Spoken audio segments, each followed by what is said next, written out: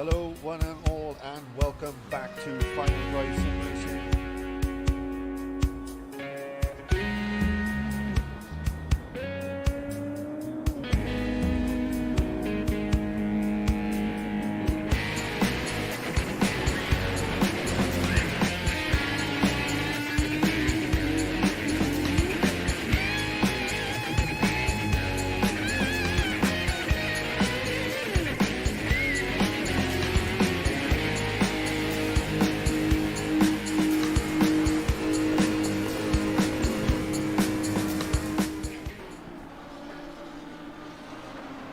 Hello all and welcome back to Final Drive Sim Racing. We are back, it's Thursday night, it's round 6 and we are at Brands Hatch for sprint race action. And I'm looking forward to this because Brands usually brings some form of carnage. It's just such a tricky little so-and-so to drive, especially over a long period, so race 1 should be exciting particularly. But we've got 15 minutes of qualifying coming up for you very soon. 40-minute race, 7 minutes for qualifying 2, 20 minutes for race 2, and these races include ballast, and race 2 includes a reverse grid. Your commentary team, as always, is myself. Luke Dugdale will be joining us at some point once he's had his tea and got in from work, poor thing. And of course, I've got Aaron Markham in the comments box with me as well. Welcome, Aaron.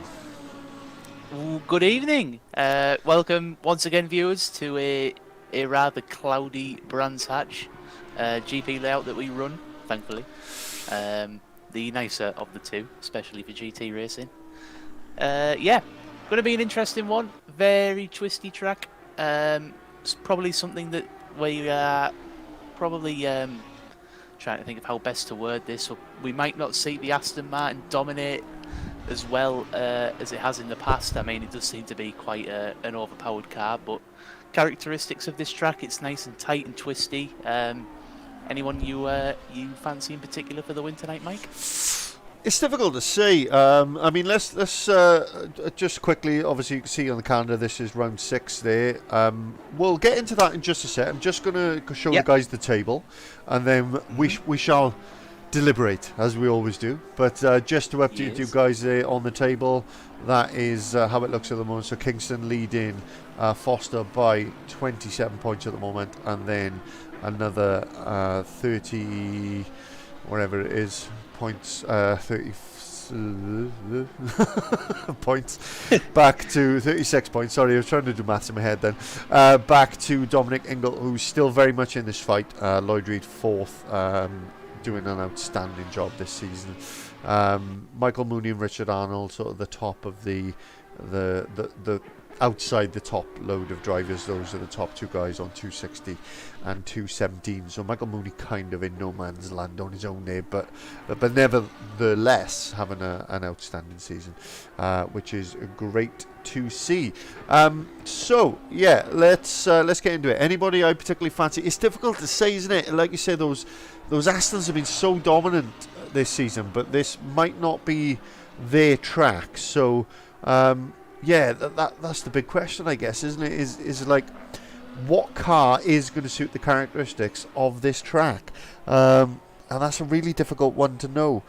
I mean, so many of the cars are strong in so many different types of circuit, but this one, as you were alluding to, is a bit of a weird one, isn't it? There's no long straights. There's no...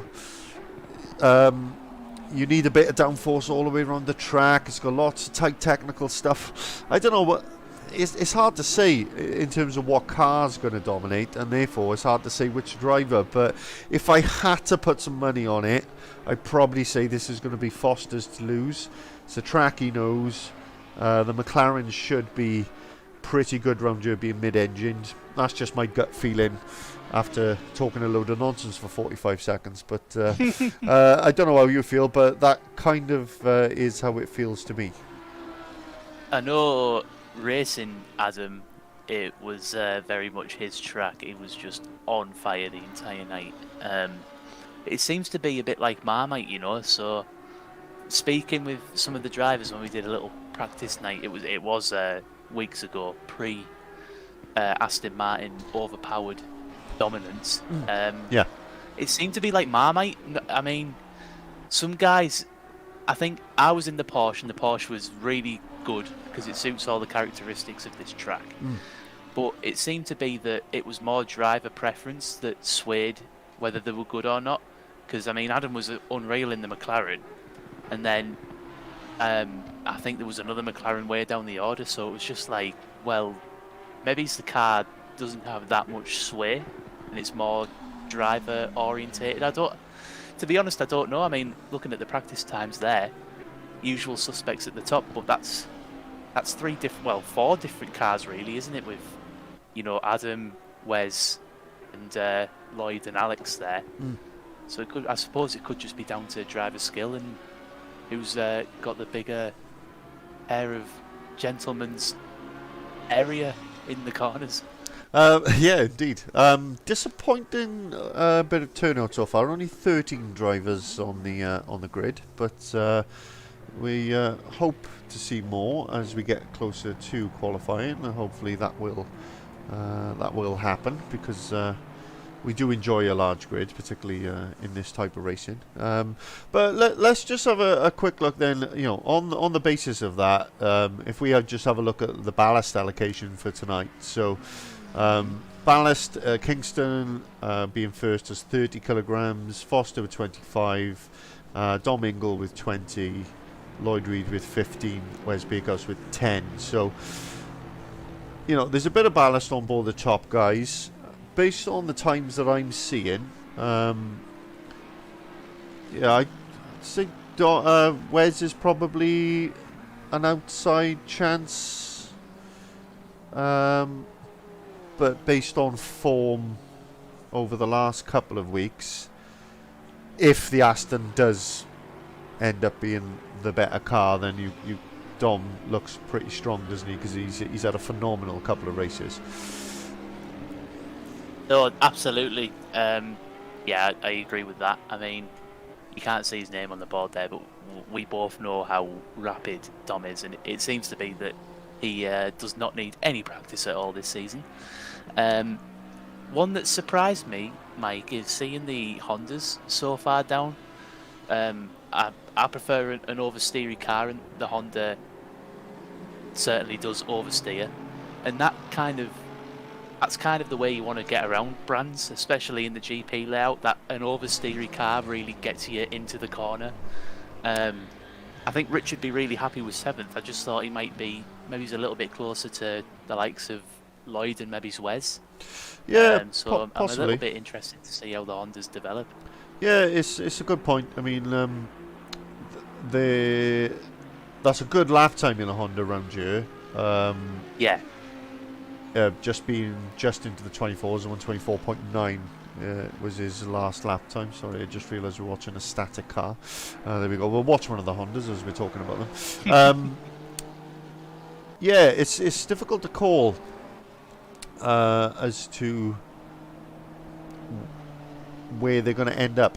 The characteristics should suit the track. I mean, I just if I hadn't cocked up one corner, would have done a 25.4 on my track guide lap.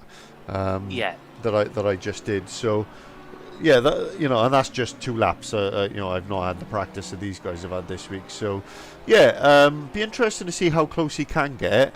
But of course, we've got to remember we don't know whether they're doing race runs or qualifying runs or whatever, and fuel levels and all that kind of stuff, do we? So which is a good point for us to take a quick pause before we get into the action and the hectic schedule that we've got ahead of us this evening. Let's take a look at that track guide that I managed to do earlier, Brands Hatch, and it should give us hopefully a little bit of insight into what the drivers will be experiencing. So here is my track guide. And it's not working, which is wonderful news.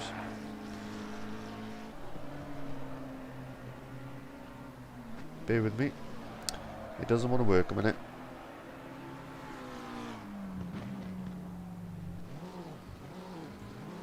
Hi guys, welcome to another track guide. So here we are at Brands Hatch, the Grand Prix circuit. Of course, there is no Indy circuit on this game. These cars going around the Indy circuit would be a little bit bonkers. So we are back in the TC/SRL branded Honda NSX. Let's take a look and see what it looks like for the drivers. So get turned in for the last corner, back on the power, around the start finish straight, down to cut the timing line. Let's give it a go. So hard on the brakes, down to 3rd, turn the car in, wait for the grip, back on the power, let the car run out right to the rumble strip to carry as much speed as possible, down to 1st then for the hairpin, get the car turned in, back on the power, down towards Graham Hill, down to 2nd, again turn it in, Nice and smooth with your inputs. Back on the power as quickly as possible. Carried a little bit too much speed through there, which is why the car ran wide. Under the bridge and up towards the series of right-handers. So you're down to third. Car turned in, a little bit of throttle all the way through there just to keep the momentum up. And down to second for the next one. Back on the power. Up towards the next one. Down to third. Cut the corner as much as you can. Back on the power. Down to second. Get the car turned in. And around. Down towards the last corner. Down to third. In. Back on the power. As early as you can. And down towards start finish straight. That's a 25.9. It's not bad for a first lap. So just do one more, see if we can improve anywhere on that. Hard on the brakes for the hairpin. Smooth with your throttle inputs. Down towards the hill. Get turned in.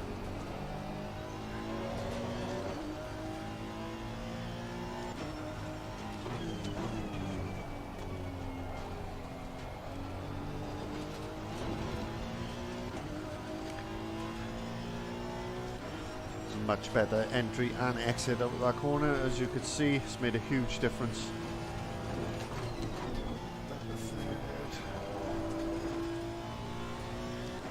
Fourth, back down to second.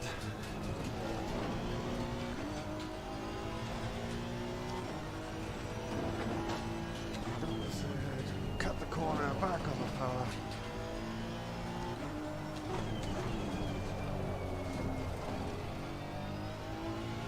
Lost loads of time through that corner then, really messed it up.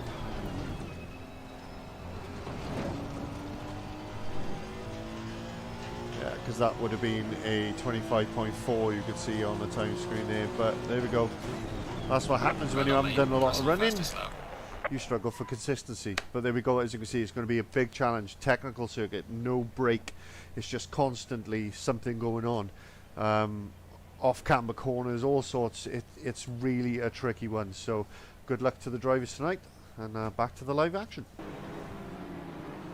So there we go, and that is our track guide. So it is a tricky little so-and-so, as we said earlier. So all these drivers now are getting out, trying to heating the tyres and get themselves prepped for a hectic qualifying session. I mean, you could argue not as important as some qualifying sessions, because you get another bite of the cherry. Despite the second race being shorter, they still get the same amount of points in both races, don't they? So, you know, plenty of opportunity on a sprint race weekend. Yeah, and I think that's probably why it might be a favoured event between the drivers. If you have a terrible race one or a terrible qualifying one, you've always got a chance to redeem yourself. And especially with the reverse grid format, you know, you could be battling for third, and you might have a little moment, and that takes you outside of the top 5. But race 2, you could be a strong contender for the race win. So, yeah, in short, not necessarily important, but as far as we're concerned, we still like to see the guys go fast, don't we?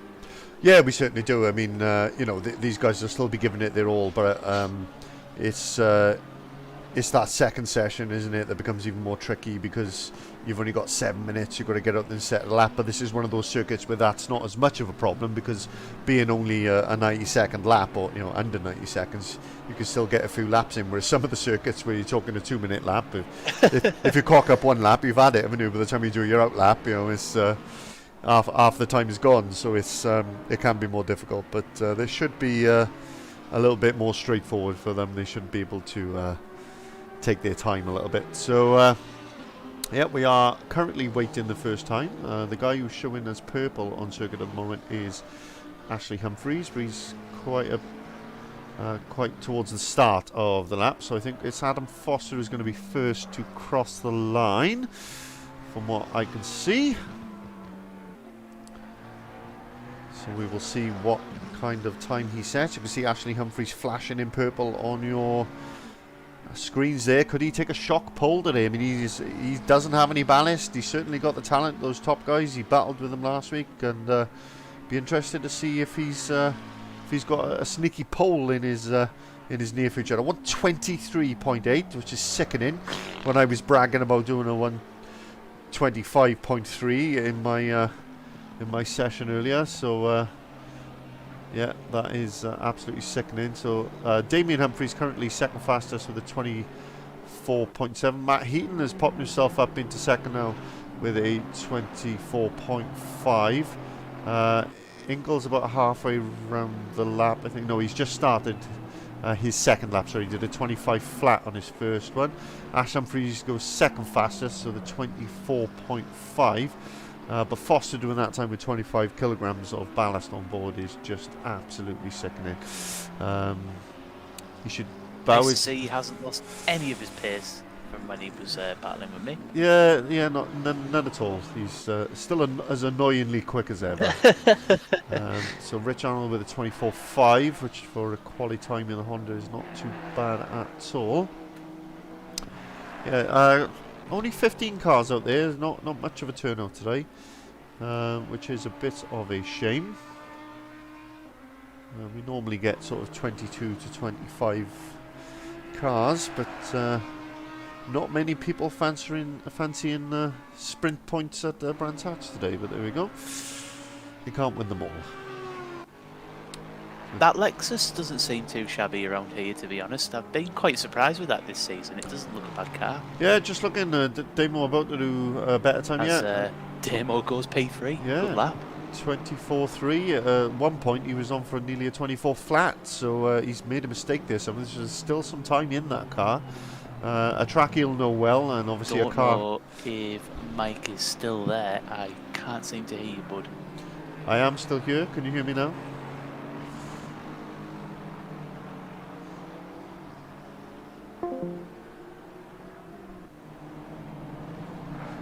Apologies, folks. There is a little bit of a sound issue. I'm just going to go back in and hopefully.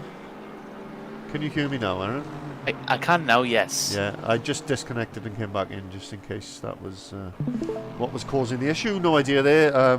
It's still working on my side, so Cool. clearly I just some panicked. gremlins. I thought, oh no, it's happened again.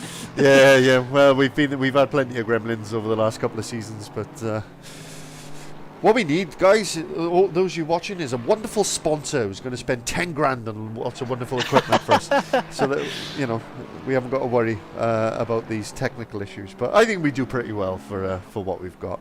Anyway, back to the action. That's enough about us.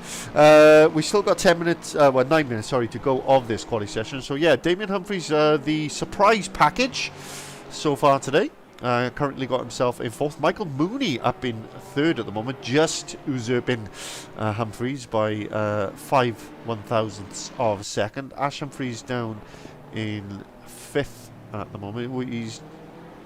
They've all just been overtaken by somebody. I think Alex has just done his first lap yet, so he's up to second now with a 23.9. Where's with the 24 flat. Ash Humphries now up to fourth, also with a 24 flat.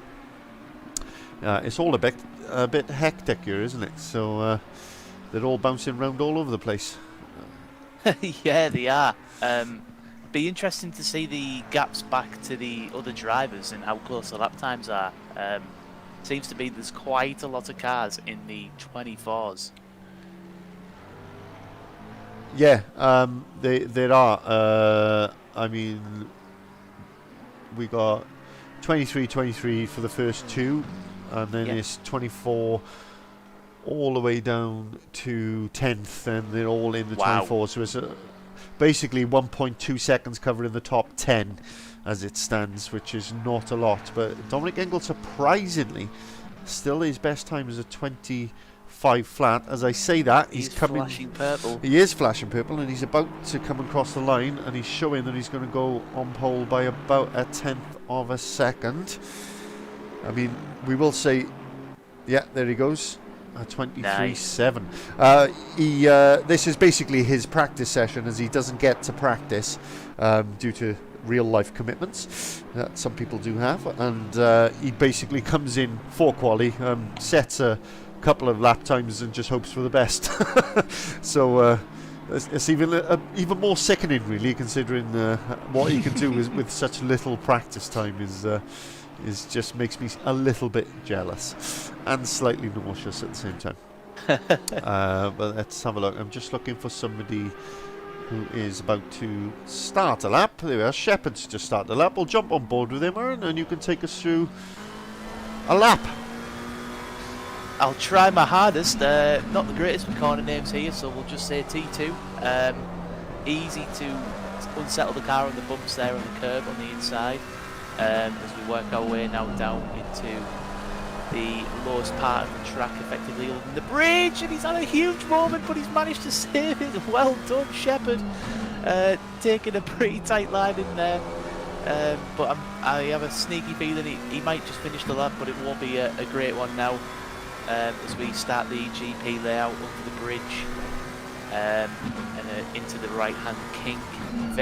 This is the part of the track where we were talking about having an oversteery car to sort of get you into the corners. As you will see, there is a nice flow of right-handers. Cutting the corner as much as you can is key to pick up the time, and Shepard seems to be doing a decent job, albeit with the scruffy first sector, taking plenty of curb there. That's lovely, exactly what you want to do. As we brake now and join the original Indy track layout into what is effectively the final corner. Nice wide line, and he gets another snap of oversteer, but manages to save it, and he's going to cross the line. Mike, he's on board for a 1 minute 28. Not a great lap. Pretty much very disappointed with that. Matched his best. You can see there's pace in there's time to be had there, but he looks like he's really struggling to hook it up. It's quite strange, watching other drivers do it when I haven't long done it myself. It was only a few hours ago I was doing that track guide, and different lines, taking the corners in different gears. Obviously the cars have got slightly different characteristics, but yeah, it is strange watching that. But Foster is just starting a lap, so he's looking to improve by half a tenth, basically, to get him up onto pole. That's how close it is between the top three. Very much at the moment looking like top three, then the next three, fourth to sixth, and then seventh to 10th, sort of as a three sort of groups within that top 10 that we could see battling today, I think. Yeah, it seems that way, doesn't it? It sort of seemed that way for the season, actually. It seems to be the front three, best of the rest, and then sort of the rear end of the pack, all relatively in their own groups, but within those groups close together. Excuse me. We occasionally have a couple of other people from what I am deeming as the best of the rest. Wow, that was a Tokyo drift if you've ever seen one. I was going to say some of the guys from the best of the rest do tend to battle for the lead, but it's mainly been your people in first, second and third who have had the raw pace this season, even with ballast. Yeah, certainly. And I said, we were saying earlier about a disappointing turnout, and that's not us moaning as much as it is, when you've got a reverse grid situation, you want as many cars as possible, because that puts the top 5 drivers at the back. Now, in this situation, they've only got 10 cars to overtake, whereas when you've got a 25-car grid, they've got 20 cars to overtake. And it gives other people a much higher chance of scoring a victory. And it keeps it interesting for others as well, and keeps the championship battle good as well, doesn't it, Aaron? It's about who can get through the field, who can make up the most amount of places, and who can do it cleanly, and it adds a different dynamic to how these guys have to drive. Yeah, and it would have been really interesting to see tonight, because Brands isn't the easiest place to pull off an overtake. There's really only 2, maybe 3 places, if you think about it, where you can get past. So a little bit disappointing, but hey ho, I mean 15 cars is still a pretty decent grid size. Yeah, it just would have been nice to see these guys totally challenged to the limit on a track where, it's not particularly easy to overtake. No, I mean, you're talking about overtaking opportunities there. I mean, you're right. There's two, maybe three, depending on what sort of category of car you're driving in. I mean, with Yeah. these, maybe three, but you've got to have such a delta, haven't you, to the other car to be able to really get up alongside and overtake and make it stick. Even in those places where you can overtake, it's still not easy to do so around here, is it? No, and I mean, if you're a driver who's not on the fast side, I think as we found in touring cars, it's so easy to actually defend just via exit speed. You can almost park it on an apex, and as long as you nail it out the corner, the move's done. Like it won't be made. We raced Indy, for those who don't know, in the touring cars, and the final corner was basically the setup for the overtake, and as long as you closed off the exit, the overtake was killed. You couldn't do it. So very similar for these guys tonight. As long as no one's going to get past in this section where Adam is. Maybe he's here. This was the third sort of overtaking zone I was thinking of. As long as you park it in the right places, you could go in the middle of the track and you'll still be able to defend really easily. It's such a defend-friendly track. It just makes the overtaker's life so much harder, even if they're a second and a half quicker, Indeed. And we were just sticking with Adam there because he did go purple for the shortest amount of time powering out of the last corner. But it just didn't quite happen for him, and he's 2/100ths of a second away from Ingle. Ingle is showing as purple. He's not by much, but he is up on his time, and he does improve by 2/100ths of a second. Again, there's such tight margins around here. So the question is, have Kingston or Foster got enough in the tank to challenge that? So Kingston currently up on his time, but he needs half a second, which is, I mean, as I'm sure you'll contest to, is an age around this track, really, isn't it? Because it's a short track. Yeah, absolutely humongous. I mean, there's only one place you can make that up, really, and it's where we are now on track. It's so downforce dependent. It's grip dependent as well. You're not going to find that in a straight, because straights don't exist at Brands. So might not be Alex's night for a change. As I say, we are now joined in the comms box by a certain person. Hello, Mr. Dugdale. Is it not Mr. Dugdale? It's not. That's what happens when you. That's what happens when you say a certain person. I should have said who it was. Yeah. To be fair, I quite like the name Mr. Dugdale. I might keep that. That works. Sounds like something out of Richard a bad Dugdale. sitcom, doesn't it? It does a little bit. It does. How are we, gentlemen? We're very well. Jolly good. Yes. Sorry, so just to confirm for those who aren't aware, that was Mr. Richard Arnold. Not Mr. Dugdale. I just assumed it was Mr. Dugdale because I'd seen a text from him saying he'd got home and he wasn't going to be long. And I'm coming. Yeah, not quite yet. Aaron set me up a treat. I'm so sorry. Anyway, back to the actual person we are speaking to, and sixth place. Not a huge grid tonight, so less carnage, I guess, is a nice way to say it. You've got a bit more breathing space, and you got yourself in a position to make up some good points for the look of it. Good quality for you there. Yeah, it has been. I mean, there's no question about it. Brands is my track. I've played it and raced it in real life, and in every game I've done, I only live 20 minutes away from the track. So it's of all the tracks that I'm going to be good at, it would be here. So I'm fairly happy with that. I'm pretty happy. Like you say, it's a bit of a reduced grid, so probably to be less carnage around here. Overtaking's not easy, so whether that's going to have much of a play or not. But no, I'm happy with P6. It's kind of where I thought I would be, stroke the higher end of where I thought it would be. So pretty happy with that. We were talking about the characteristics of the car. Is the car suited to the track more, or is it just how comfortable you are with the circuit that has led to that? The Honda's pretty good round here. It's a bit of an oversteery car. There's definitely more time to be had around Brands if you're a little bit out of control, if that makes sense. You know, the closer to the edge you are, the quicker your lap times are, and the Honda does lend itself to that. Although saying that, I'm pretty sure the Aston's actually quite a stable car, and look at what Dom's just done again. So, but then there's no stopping that man this season. So, but no, the Honda does like it round here. It always has done. It's got good torque. It's got good acceleration. So when you're pulling up out the hills, it's nice. And yeah, if you can keep the back end steady, it does like it.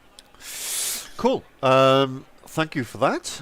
Great to No get worries. some insight. And Aaron, I'll leave you ask any questions just in case I get anybody else's name wrong this week. So It was just nice to have all my key tech analysis validated by Rich. I've got a bit of track trivia for you, Aaron. I know you're into your track trivia. So I'll say I only live 20 minutes away. Well, my aunt and uncle actually own a house that is one road off of Paddock Hill, which is a genuine bona fide road name, and where the famous Paddock Hill bend gets its name from. Wow. So there you go. I've actually driven down the real Paddock Hill many times in my life. That has Yeah. blown my mind. Have they lived there since the track was actually first built back in No. So it's in a town called Fulkham, or sort of near West is. Kingsdown, and they've lived there as long as I've known them. They've always lived close to the track. They've always had sort of basically visitors' rights to the track, so they basically get a little ID card, and that gives them free entry into everything. Oh, nice. So I took great advantage of that when I was younger, and spent a lot of my time at Brands Hatch, as you could imagine. But yeah, so that's kind of where the love for the place came from, and yeah, they've always lived in that area, but actually living pretty off of Paddock Hill as in the last sort of 10 years or so. So Oh yeah. man, that's a sick little story. yeah, so yeah, it's one of my favourites. I've driven many times around it in real life and in sim racing. So it's one of those where you kind of feel like you can do it with your eyes closed a little bit. Go on then, Adam Foster, follow that up. Beat that. Never been. What trivia have you got, Adam? Huh? None. You qualify second. Think you can beat that? Think you can beat that from Rich? No, I mean, I guess I'll follow on with the question. You know, we were saying in qualifying that this is kind of Rich said it himself, a track where it suits being on the edge and being on the limit. I mentioned our little battle in the Porsche and the McLaren. Just wondering if the McLaren is more suited to Brands. Obviously, you've had a very good qualifying. So's Ash as well. Is it suited? Is the car suiting the track today, or is this purely just you winging it? It is a McLaren track there, to be fair. It's quite strong round here, but Aston at the front again, so it's going to be tough to challenge Dom, but it's also very tough to overtake here, so yes, might be a massive train for the first race. Yeah, absolutely, bud. Absolutely. cheers for joining us, boys. We'll let you get on with your warm-up lap, and we'll speak to you in 40 minutes. Best of luck to you both. Cheers, gents. We'll see you at the end. See you then. No problem. And we look forward to catching up with those guys and hopefully a couple of more drivers after the race. So just remember, whoever finishes top 5 in this race cannot take part in qualifying for race 2. They will start at the back. And I noticed Ingle was quite far ahead again of the pack there, and I wonder, last week he did that and he got a penalty, didn't he? So be interesting to see what happens here, because we don't want to see that happening, but he again was quite far ahead of the pack. So yeah, hopefully he won't get a penalty for that. So we are just heading down the start-finish straight there. We are on board on the helicam, waiting for that green light. Should be with us any second now. Just waiting. Green light, There it is, green light. Away we go, foot flat to the floor and away down to the first corner. Foster with a brilliant start, really catching. Ingle out there, Ingle going a little bit late. Makes it, contact! Contact into turn one! Contact into turn one, and Foster tumbling down the order. He's basically going to be in last place by the time we get these corners done. Penultimate last. And Ingle making contact into the first corner. And now under pressure from Kingston. Oh, that was almost too unbelievable. There's too much going on to take a look. Beerhouse has made a bit of contact with Mooney in the background, but nothing too serious. Heaton has also made some contact, and Prescott just gets nudged out of the way there, and you can see Foster trying to battle his way back through the field. Now, such a good start, wasn't it, Aaron? And then it just went all kinds of wrong into the first corner. Yeah, I feel like that was always going to happen, though. You know, you're on the outside of turn one of Paddock Hill. That's, you know, the guy on the inside doesn't have much more space to use, and yeah, contact happened. I feel like that was a little bit inevitable, but when you're in a championship battle as tight as Adam is, you need to go for those gaps. Yeah, indeed. I mean, he was entitled to racing room. I guess the question will be: did he cut across the front of him, or did Ingle initiate the contact? You know, we're not race stewards. It's not for us to say, but that will basically be the question that the stewards will look at, isn't it? Is who was at fault? You know, that's what it comes down to, as with all race incidents. But I noticed Damien Humphries right at the back, so I don't know if he's had to start from the pit lane, because I didn't see him make contact with anyone or go off. So I'm wondering whether he missed the start procedure and had to start from the pit lane, because he's unusually, because I think he qualified in 7th or 8th, didn't he? But yeah, he's right at the back on his own, which is strange.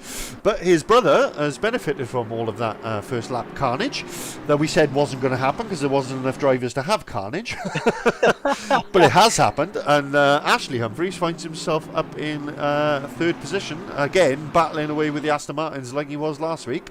And good start from him. He just needs to again keep his nose clean. He seemed to struggle in the longer races, Ash, with keeping up with the faster guys, but I'm thinking with the shorter periods of these races, Aaron, he might stand a better chance of being competitive. Yeah, I think he's got an advantage with having no ballast on his side as well. You know, that's going to give him a bit more of a kick going into turn one and up Paddock Hill, which is where we are now. I think that's where we are now. Don't quote me on that.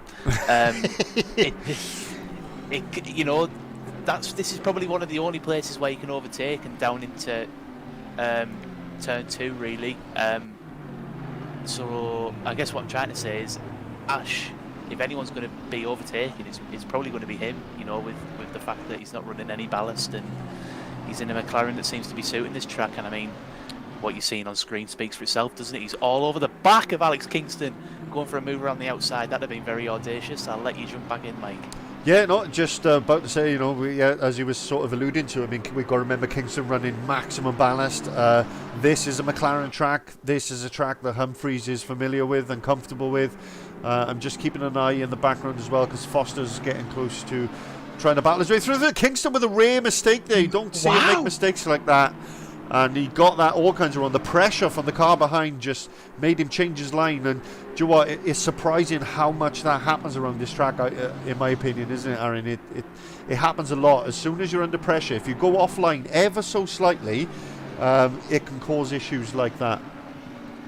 I can vouch for that, Mike, because it happened to me, and that man that we're watching very kindly gave me the position back. As soon as you take a moment offline, you know, the bumps can just totally unsettle the car, and that's it, game over, as we see how Adam makes his way past Rich Arnold. Yeah, I mean, speaking from personal racing experience, I mean, the biggest problem I've ever had down here has been in battles, because I've often been quite quick, but as soon as you're battling, and like you were saying, you go slightly offline and you're in a battle, and all of a sudden it just goes all kinds of wrong. Kingston now has lost another position down to 4th, Beerhouse up to 3rd, and Ingle running away with it out in front at the moment, but only 0.2 of a lap faster than Humphries at the moment, so there is pace in that McLaren. But could we see a surprise victory? Such an easy track to make a mistake at, isn't it? I mean, that's the main thing. It's so tight and twisty all the way around. And as I was alluding to in my track guide, and I see Dougie's come in so he can weigh in on this as well, but as I was alluding to in my track guide, it's just constant. You haven't got any respite. You haven't got that 30-second long start-finish straight where you can just switch off and relax. It's just never ending. So, Aaron, if you go first, and then we'll bring Dougie in for his first bit of commentary of the day. No, absolutely, I agree. I mean, we saw it just a moment ago as you were speaking, Mike. Rich Arnold making a little mistake and something that seems savable on another track. He's in a barrier, you know. The walls of the track aren't that far from the concrete here, so you make a mistake and it could quite literally be race ending. You know, there's no long runoffs like the modern tracks. There's no large gravel traps apart from maybe at turn 1. So you make a mistake and it really is game over. You know, it's not just you're out of the race. I mean, you're completely gone. You'll be in the pits with damage and all sorts of other mayhem that might unfold. Yeah, Dougie, welcome. How's it going? And Brands, a bit of a sod. Yeah, definitely. I think, as you both were saying, it's relentless. It's one of them.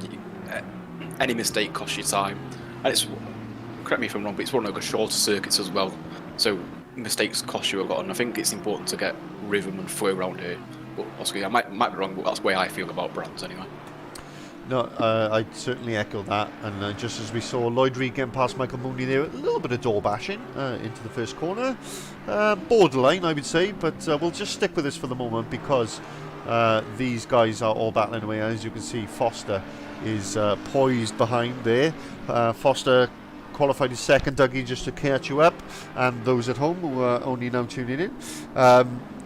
Foster qualified second, battled Ingle for the lead, and they made contact into the first corner, and Foster ended up in the kitty litter, and Ingle went on to stretch his lead. So that is where we are as it stands. So Foster was down in 13th and now battling his way back up the field. We've lost a driver already, so we're already down to 14 cars, which is the smallest turnout we've had, I think, since we started doing comms on this league, which is a long time ago now. But there we go. I'm sure we'll have plenty of action, as you can see from the time you can see on your screens at home, guys, is the delta between the car in front and the car behind. So it shows you just how close it is between these guys. Yeah, plenty of action to be had around a track like this where it's difficult to overtake. So I have a question, gentlemen. Fire away. So, as we know, the top 5 cars are reversed and can't qualify for race 2. Mm-hmm. Look at where Adam is, and look at where Alex is. In your championship battle, do you say, okay, I'll grab this P7, I'll let these guys fight in front of me, and then pick up a race win in race 2? Or do you just try and take as many positions as you can, qualify 5th, 1 position behind Alex, and potentially finish in front of him, but maybe it's only 1 or 2 positions in race 2? I guess your thoughts? My attitude to this type of thing has always been, you can't afford to take too much for granted, and there are no guarantees. So you can't sacrifice 2 positions in one race on the belief that you're going to win the next one, because we saw what happened to Foster into the first corner. He could end up back in the kitty litter, and all of a sudden it's game over again, and he's ended up, throwing away, I don't know, 10, 15 points, whatever it might be, for nothing. So my personal opinion is, no, you can't afford to do that. I was going to agree, but I'll go on the opposite hand, just devil's advocate. I was going to say the same thing. It's a big gamble, but also, if you look at Adam, as you said, Oscar, his first race probably disproves what I'm about to say, is he's got the skill to be able to almost going there with confidence that he'll be able to get the race win. But as you said, Mike, it's not guaranteed at all. So, it's one of them, do you just go for it and get the points and just, I suppose, be safe about it and just try and go all the way as many places as you can now and just take what it is? Or do you play slightly tactical and in essence gamble, I suppose is the way to put it? Yeah, nothing to add really. Thanks for agreeing with me. I was nice You're always right, Mike. If I want any time, I've got to agree. I'll see myself out, guys. Don't worry. It's fine. Yeah, Don't off worry you about go. it. No, I mean it's a good point, and we often talk about the tactical element of it. Oh, Foster's made contact with I can Reed. see that coming a mile off. I can see it coming a mile off as we were talking there. It was always going to happen, that move. So Mooney got past Reed. Yep. They'd made contact into the first corner previously, and he gets himself around the outside nicely. On he goes, and then they come up to T2, and Foster just has a little look up the inside, gets his braking wrong. And is that a bit of frustration kicking in after that incident earlier, do you think? It doesn't seem like a Foster move, in my opinion. It seems slightly desperate. I was thinking that, but I don't know if Lloyd turned in on him there because Adam was flashing his lights. So, Well, yeah, he's got past now, so I mean, it looks like he hasn't made it too hard for him. Yeah, it could be desperation, like Luke says, or it could just be an accidental sort of clipping, if you like. I mean, it could be a mixture of both. He stayed on the outside, didn't he? Like he'd come off turn 1 and was on the curb, and then sort of kind of poised himself as they were braking, I'd like to guess. Which sometimes, if you're not looking for it, can totally catch a driver off guard. And I was just going to say it could be a mixture of both, where he's not necessarily desperate, but he wants to gain the positions and maybe going for moves he wouldn't usually go for, just to give him a go because I need to make up them positions. So. Yeah, something we can ask him in the post-race interviews or potentially between races. Mental notebook made. Yeah, Very takes much. notes. Indeed. Yeah, Michael Mooney, though, just a point, having a fantastic race so far. Finds himself in 5th, and clearly another case of car and driver suiting the track, and he's doing very well for it as well. Humphries just got past Prescott, but we've missed that on the replay, unfortunately. But like Humphries' best lap time is 25.1, so he should really be battling away with Reed and Foster and Mooney. But I think, like I say, he started from the pit lane because he wasn't. He was out of position. I'll tell you what I will do. I will do some YouTube investigating and go back in time and confirm that. Go back in time. Also, a point to add. I think we mentioned last week about just turning up and getting points. I think tonight's one of them where if you turn up, you're getting 14th no matter what. So it's almost, you might as well just turn up for the fun of it, and you get almost a free 14th position at worst. I think, especially for guys who are at the back, and it's one of them where you can show up, and actually sometimes just showing up is actually worthwhile because you get, in essence, 3 points for being last almost, without sounding rude. Yeah, totally. And like I say, this is an unusually small turnout for this league. Even a lot of the regulars are not with us this evening. So yeah, it is just a case of even if you've had a bad start in this one, as we were saying earlier, you get the same points for the second race, even though it's only 20 minutes. So just get yourself to the end in it and hope for a better race too. That's what it's all about. But sadly, cannot go back in time. You cannot go back in time. Oh, this is not good enough. No, what a shame. They wouldn't let me go back. What a shame. Yes, Prescott's Can't had get a the stuff. bit of a nightmare. You can't get the stuff. No, it's terrible. Disgusting service. So I noticed Mr. Richard Arnold in the Honda NSX has caught up to the back of Matt Heaton. And he is... I say that it was Richard spun around. It might not have been. It may well have been Alan, but it was whoever Adam had overtook. It was Alan, yeah. He got offline through the right-handers going uphill, and he ended up off into the grass. So, but I think Rich has had an issue because he's qualified in 6th, I think, didn't he? And he's dropped on the field. Did. So, yeah, he has clearly had an issue or two, but. Yeah, at the moment, that's where he is. So Foster putting pressure now on Mooney, which I think answers your question, Aaron, as to where he was going to go. And seeing as he's battling for 5th, I think he's going to finish in the top 5. No, fair play. I think that's. I think in terms of integrity, that speaks for itself, doesn't it? I think that's the more sportsman thing to do. It could have been quite easy to just hold back and maybe gamble and almost, in theory, judging on pace, theoretically gift himself race 2. But fair play for battling for the P5 when it's technically going to not necessarily benefit him. Correct me if I'm wrong, but do we not have a policy against purposely finishing sixth?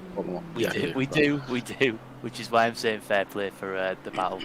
You know, he could have easily said, "Oh, I've got damage, I've not got the pace." So GG Adam Foster. Indeed.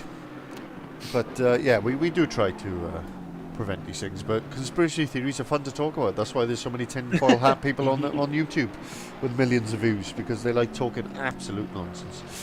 Are you speaking about us there? Yeah. I've seen your millions YouTube channel. As soon as you said millions of views, you talk about us. The crazy views of Dougie and Aaron. It's search for the YouTube channel. It's full of utter nonsense. I'm joking, of course. It doesn't exist. But what does exist is Adam Foster, very close to making a move on Michael Mooney. But yeah, shame we've been denied that real battle at the front, because Kingston also struggling. I think Kingston must have some damage because he's still stuck behind Wes as well, so he's still in 4th. So he's not progressing as he would have hoped. But if Foster keeps this up, still 23 minutes of this race, he's 8 seconds behind Kingston, so he's still got the opportunity to maybe catch up to the back of him, because I mean he's his main championship rival, so he's the one he'll want to finish ahead of. Because I mean Ingle, he can afford to let Ingle have the odd win because he's quite a way behind in the championship, but time will tell. I reckon Foster's got a good chance, or he'll certainly give it a good go anyway. I think if Foster doesn't take Kingston, it'll be pretty close. Like I think we will speak about someone last time and it ended up I think it was Ingle. I think it was. It ended up very close and just missed out. I think it was. Was it right? Yeah, it was. Yeah, very true. Yeah, I mean, we don't obviously know what's going to happen. Or little mistake there from Mooney, and he's basically gifted him the position by running very wide through. I don't think the Mooney's going to give it up easily, though. Yeah, he won't. I don't think he'll be able to keep pace with him for too long. But he's certainly not giving it up, as you say. But that has allowed Lloyd Reid to stick with these guys, and he may well have the opportunity to battle back for that 6th position with Mooney. We'll keep an eye on that. In the meantime, Bakehouse has caught up to the back of Ash Humphreys, so that battle is now. Humphreys in second. I missed that. I didn't realise. Yeah, he qualified, I think 4th or 5th, but like I said, with all that carnage in the opening laps, with Foster and Kingston having issues and a few others, he's ended up in 2nd. But looks like that might be under threat in the coming moments. Not to obviously, I don't want anyone pointing fingers, but to point fingers, was anyone at fault for the incident on the first lap, on the first corner? It's almost impossible to tell from the angle that we had. Okay. It's a question of who's to blame. Did Foster move across the front of Dom Ingle, or did Dom Ingle make contact with him? It was one of those into the first corner. The gap just got smaller and smaller. It's a question of who should have backed out and didn't. Which, like I say, it's almost impossible to make that call from the angle that we had, and we'd need to see the replay a few times, but I'm sure it will be dealt with by the stewards in good time. But we are currently watching the battle for 2nd between Ash Humphreys and Wes Bakehouse. And behind them then is Alex Kingston, who did qualify 3rd, and has had a couple of issues which led to him being down the order a little bit. But Foster is closing on Kingston, but not by a huge amount. He's taken about ½ second out of him over the last 2 laps, so we will see if he has got enough pace to catch up to the back of him in the second half of this race. We are halfway through. Let's just have a quick run through the field. So Engel is leading this race. Like I say, he probably will have some form of investigation at the end of the race. Oh, at the end of the round, I should say, not the end of the race, because we have another race to run. Humphreys currently in second, but under pressure from Bakehouse at the moment. Has dropped back just a little bit, probably trying to save his tyres a bit. Then Alex Kingston currently in fourth, Adam Foster in fifth. Foster will desperately want to catch up to the back of Kingston and get an overtake done, as he is his main championship rival. Michael Mooney is in sixth. Lloyd Reed is in seventh. Lloyd looking to catch up to the back of Mooney again. They've had two good battles into turn one already, and we look forward to seeing a bit more of that. Rich Arnold currently in eighth in his Honda NSX. Matt Heaton in the Lamborghini then is currently in ninth place, and another top 10 finish for him as it stands. Dan Stevens, he is in 10th. And yeah, good showing from him. We have got less cars, but that's not to take anything away from him. But it looks like he is going to be under pressure. Alan Davis, who qualified a lot better than his current position, but he did have an accident in the first couple of corners as Foster was battling his way back through the field. So Davis catching up to the back of Stevens now, and Humphreys catching the two of them after what we believe was a pit lane start for Humphreys, as he doesn't appear to have any damage, but he was a good 20 seconds off the back of everybody else at the start. So but it looks like we'll have a nice three-way battle for the top 10 coming up very shortly. And then you've got Shepherd then and Prescott battling it away for 13th We and did 14th. have a Porsche in 15th, and I think you alluded to it earlier of someone leaving. Yeah. I saw the second name, Hall. I think it was George Hall. Sort of G Hall, yeah, that rings a bell. Yeah. I think that was the only other runner, but I did see him in the pits, so I thought he must have had a moment early on, and obviously just thought it's not worth sticking around. Yeah, indeed. Right, so that is where we are. We've been through it, so let's just keep an eye on this battle now. Stevens under tons of pressure, and now Davis himself under pressure. Oh, he has to get out of the way there because he was going to hit the back of the Porsche, so he dove out the way, did exactly the right thing rather than make contact. Great driving etiquette there from Davis in the Honda, I thought, but that did cost him the position to Humphreys. Now Humphreys is going to be the one looking to put pressure on Stevens. I just noticed Reed and Mooney have swapped positions, but I think Mooney's had a bit of an off. Something's happened. Oh yeah, he had a spinneroonie and we missed it. He was just in the background having a little spin, so the pressure's got to him and off he goes. So he's under pressure now from Rich Arnold, who's putting pressure on Mooney for that position. And Stevens and Humphreys battling away, still with Davis battling them as well. It's all happening, boys. Plenty of action. Yeah. Who needs 23 drivers when you can have all this action? So Humphreys. Who said Brands was going to be hard to overtake?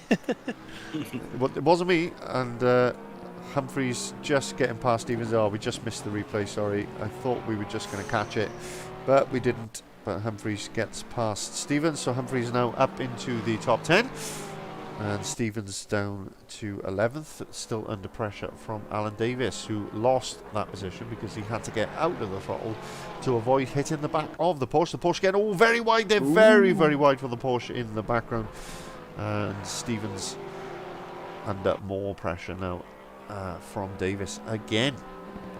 So just keeping an eye on the battles ahead as well. As Richard Arnold is just dropping them off Michael Mooney now. He seems to have stretched his legs a bit, but Kingston right up on the back of Wes Bakehouse now. Prescott and Shepherd are pretty close as well, I think, in P13. Slightly off topic, but Stevens' Porsche livery is really, really nice. I quite like that livery. Yeah, I believe it's Yeah. the Patrick Dempsey Le Mans Racing Porsche livery. Somebody Google it and tell me if I'm wrong. I am on that now. I believe, I'm all if over I'm it. not mistaken, it's the Patrick Dempsey Le Mans livery. but I could well be wrong. Dempsey Racing? Ooh, it sort of is. It is and it isn't. It might not be. Oh, no, It's it not a million miles away. No, I'd actually disagree. I'd say definitely is on the picture I've got. He's run trying many to liveries compare. over the years, mind Patrick Dempsey Racing. It's very close, Mike. It's very close. I think it might actually. I think it might just be a slightly different alteration of it. Yeah. Well, what I it's sent in the probably chat. a custom job in it. So. Yeah, that's the one I'm seeing. Is that not the same as what my eye? To be fair, my eyes might be a bit dodgy, so maybe not. I think it is. I'm just being a typical Swiss neutral here and not. Commit, goddammit, get off the fence. Okay, it is. You get splinters in places you don't want them. You know, I finally show a piece of knowledge as we see Michael Mooney make another mistake on the replay there, which is why we were watching him, and Rich Arnold slotting himself up into 7th. Yeah, I finally show a piece of racing knowledge off my own back, and you have to come and pee on my chips. Sorry. And Aaron pulls out this encyclopedia knowledge of F1, and we go, "Wow, that's really impressive," and then you get nothing. Like, No, I not fair. say one thing, and he disagrees with me. Absolutely disgusting. Oh, Aaron, get out. You're not welcome here anymore. You're fired. Sad Pepe just ended the chat, boys. And I'm just looking because it said there was going to be an overtake between these two, but I think it had already happened and we just missed it. So apologies for missing it. But Ingles still out in front, all on his lonesome. Ash Humphries still in second. Bakerhouse still a second and a half behind him, and Kingston still within a second of Bakerhouse, but no movement. Interestingly, though, we've had 8 minutes since we last checked in, and the gap back to Foster was 8 seconds, and Foster is now 6 seconds behind. So I don't think he has enough of a pace advantage to catch up to the back of this train, but we will see. Anything can happen. We've seen so much action and people making mistakes and going off, as we saw with Mooney. So plenty can happen yet. There's early doors. There's still a quarter of this race to go, and then of course we've got our short qualifying session, reverse grid, before race 2 coming up very, very soon.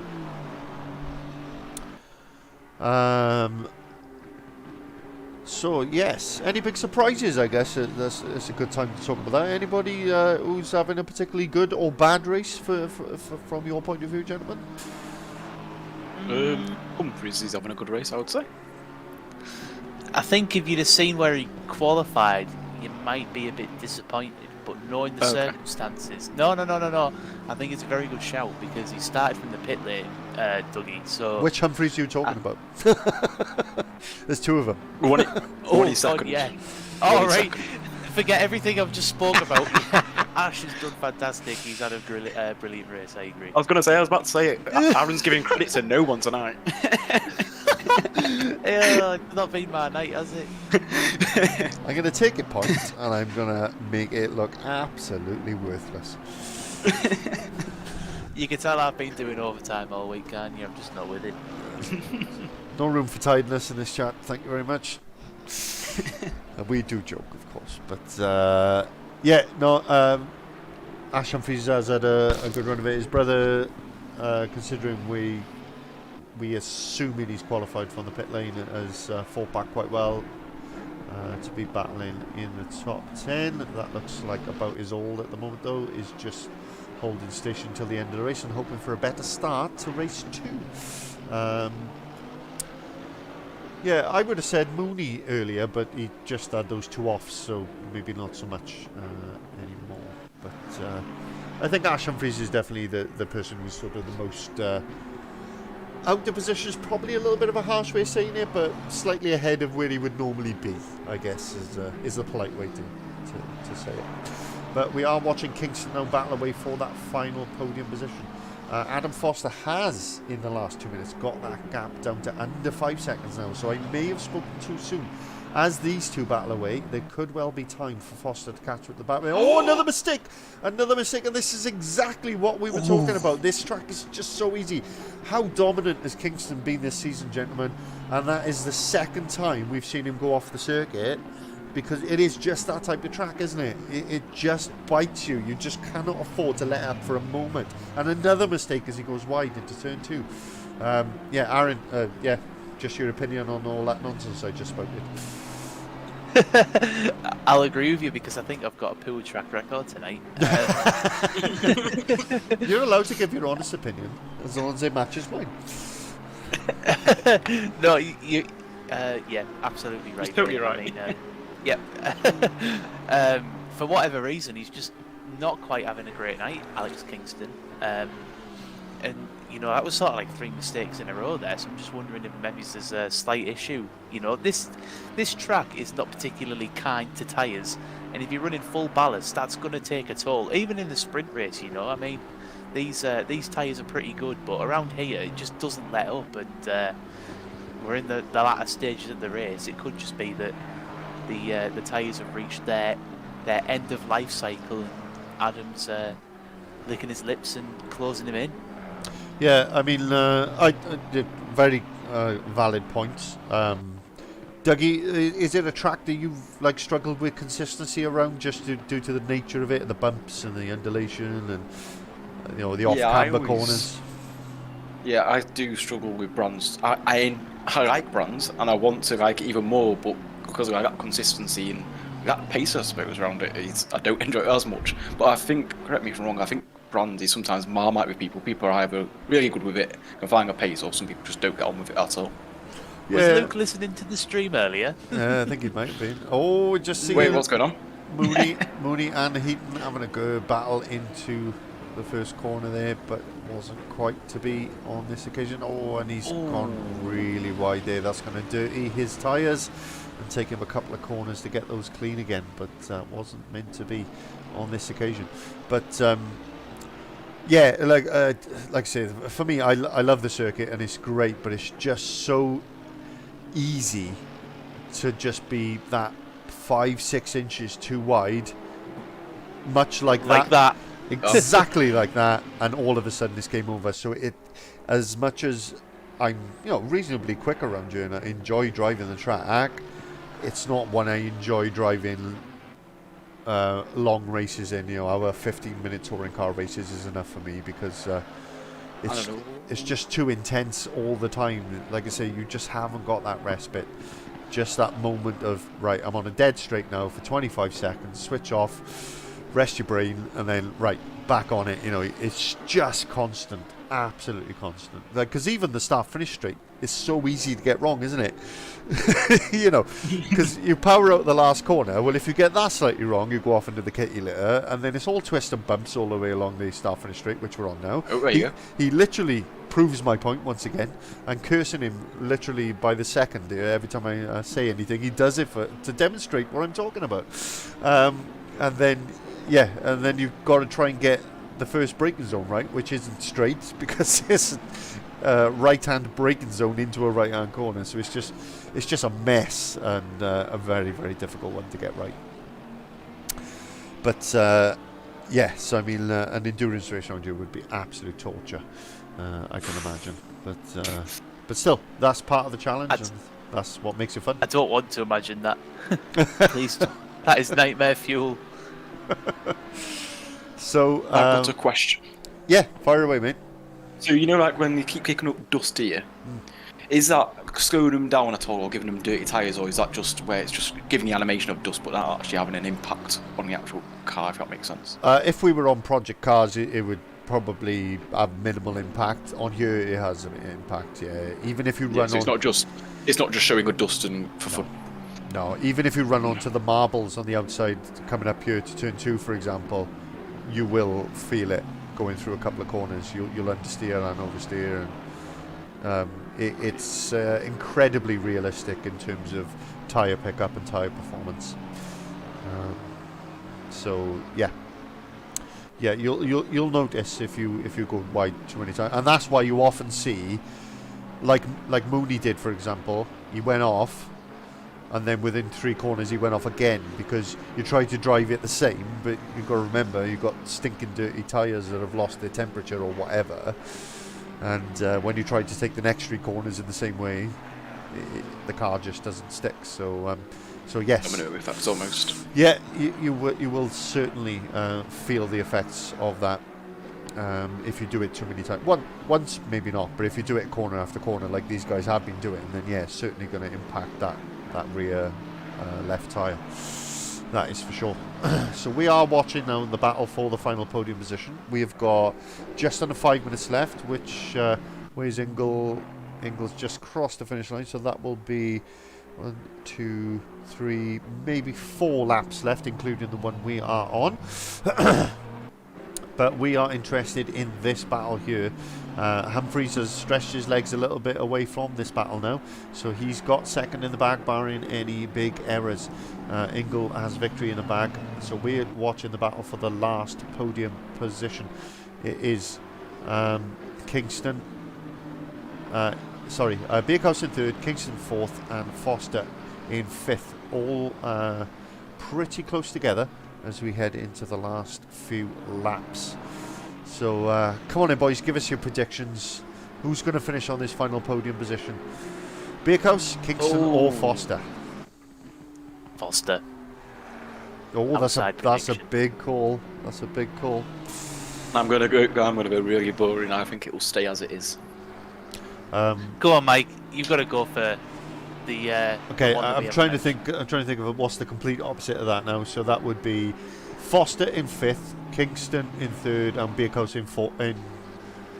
Foster in fourth, Kingston in third, and Beerhouse in fifth. There we go. I tell you what, throw a curveball in there. All three of them bin it. Lloyd Reed. Not that we want to see that happen, folks. We're not looking to commentate to curse anyone where we can help it, but should the shoe fit, we'll make them wear it. And We can make use of that replay button if that happens. oh yeah, we love the replay. We love a good replay. I will run into the street topless if Lloyd Reed scores a podium in race 1. It's going to take a big accident to make up 20 seconds on these guys, that's for damn sure. But we bid him good luck with that. But yeah, he's had a bit of a messy one with his battles, but he's still holding on to a very respectable 6th. Rich Arnold running very well in 7th as well. For the love of God, guys, keep it on the road. It is cold. Yeah, well, it's not too cold where I am, but of course you're in the northeast where it's been winter since March, so...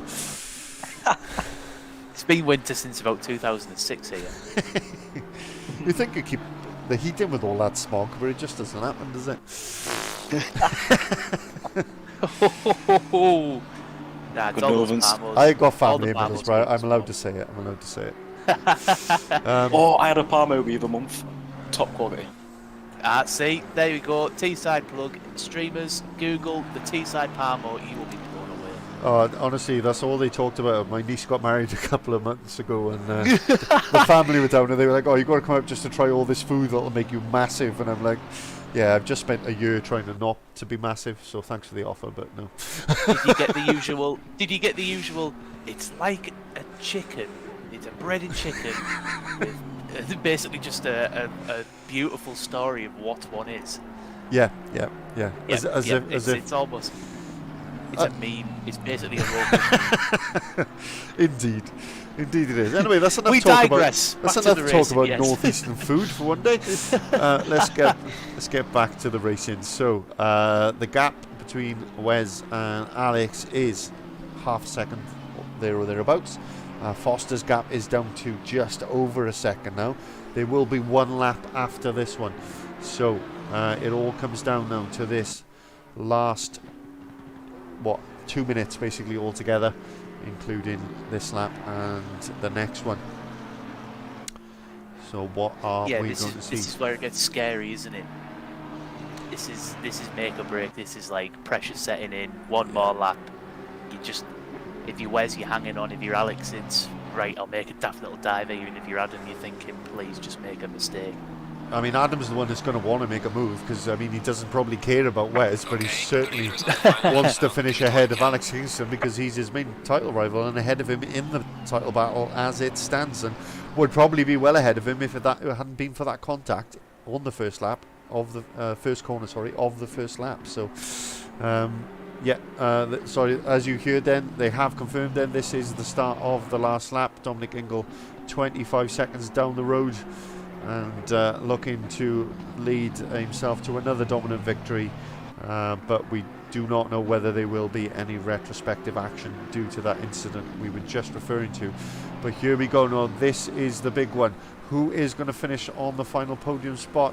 A little mistake there from Kingston has given Bakehouse just a little bit of breathing space, but he gets a much better exit, but he runs wide, and he's got it wrong. Pounced. And Foster has done it. He's run wide again. Kingston with another error here today, and he's run wide onto the grass. And as we go onto the GP part of the circuit, he had no acceleration down the straight. And Foster says thank you very much, and those will be very welcome points in that title battle. Has he got enough to take one more position? Foster was like a cheetah stalking his prey and struck while they were weak. All right, David Attenborough, calm down. Look at that. See, I've got me moments to shine. But Dominic Ingle has won the race. Ash Humphries is going to come across the line in second position. A great second place for Ash. Bakehouse keeps the final podium position. Foster finishes in fourth, but most importantly for him, ahead of his main title rival, Alex Kingston. And those are the top 5 that will qualify at the back for race 2. Lloyd Reed, best of the rest, in 6th position. Richard Arnold with a very, very good, and what I'm sure is a very welcome 7th position for him in the Honda. Michael Mooney coming home in 8th. Matt Heaton coming home in 9th, despite his many adventures today. He will come home in 9th position. Damien Humphries in 10th. Like we said, we think it was a pit lane start, which is what caused that. So 10th, not too bad at all. Alan Davis in 11th. Dan Stevens 13th. Prescott in... No, sorry, Stevens 12th. Prescott 13th. And Shepherd in 14th. I got confused there. I can't count to 14 apparently. It's a good job there's not more than 20 on the grid. I would have got really confused, boys. But there we go. That is that. And... another fantastic race. Driver of the race. Oh yeah, we haven't even covered driver of the race. Thank you for reminding me. And driver of the race. Well, I'll go first this week because I always make you go first to give me more thinking time, which is harsh. I think Ash Humphries for me. I second that. He put up with some. Put up with some real pressure from Wes during parts of that race as well. It was only when Wes was then battling with others that Ash managed to sort of stretch his legs. So. No, I totally agree. I think you could see it in practice and qualifying, couldn't you, that the pace was there. So definitely deserved and definitely unanimous this week. Ash Humphries, driver of race 1. Yeah, I think that is fair, and we're all on the same boat. So we've got some drivers in the room. So Aaron, Dougie, if you want to fire away with some questions, I think we've got Adam Foster and Dominic Ingle in the lobby. I will go first. Well, we watched that turn 1 incident, boys. That was very much spicy. Putting petrol on the fire. Yeah. I don't know who wants to start with this, but just talk us through your viewpoints. What happened, gents? If Adam or Dom are there. I haven't seen the replay back yet, but it kind of felt like we're both going for the same bit of tarmac, and we're both did our best to try and keep away from each other. And it looked like you had a very poor start. Yeah, and I was pulling away, and then it looked to me you might have understeered slightly into my rear. But yeah, without seeing the replay, I think it's just a racing thing. I think is what it is. You will be pleased to know that we lost our marbles on stream watching that. I did a Mark Webber-esque scream. Yeah, I enjoyed the fight back. Yeah, it looks like you had a strong race to come back up to, was it 4th? 4th, yeah. So you got Alex. Stuck behind Lloyd first. No, Lloyd and Michael to both at the same time, and ended up getting stuck behind them individually as well, and then managed to get Kingston on the last lap. So yeah, it was a good race all in all. Yeah. If it was another lap longer, it probably would have been P3. Dom, he was rapid, mate. That's what I said. I said that to Wes. I said that to Wes, and he said, "No, I'll block you." Strong race from yourself, though, Dom. I mean, you just looked like another sort of disappear into the distance. Obviously, there was the incident that we've mentioned, but after that, I mean, into the rhythm and 13-second lead, it just, didn't seem in doubt, mate. Very solid performance from yourself, and yeah, that's all from me. I don't know if you've got anything else to ask, Dougie. I see Ash has joined us. I was just about to ask, Ash, I bet you made up with that result. What's your thoughts? Hello? Hello? Hello. Can you hear me? Sorry, I was on shooting my microphone. It's all How are you guys? clear. How are you guys? Yeah, sorry. We're good. The question was, second, are you happy with that? You must be.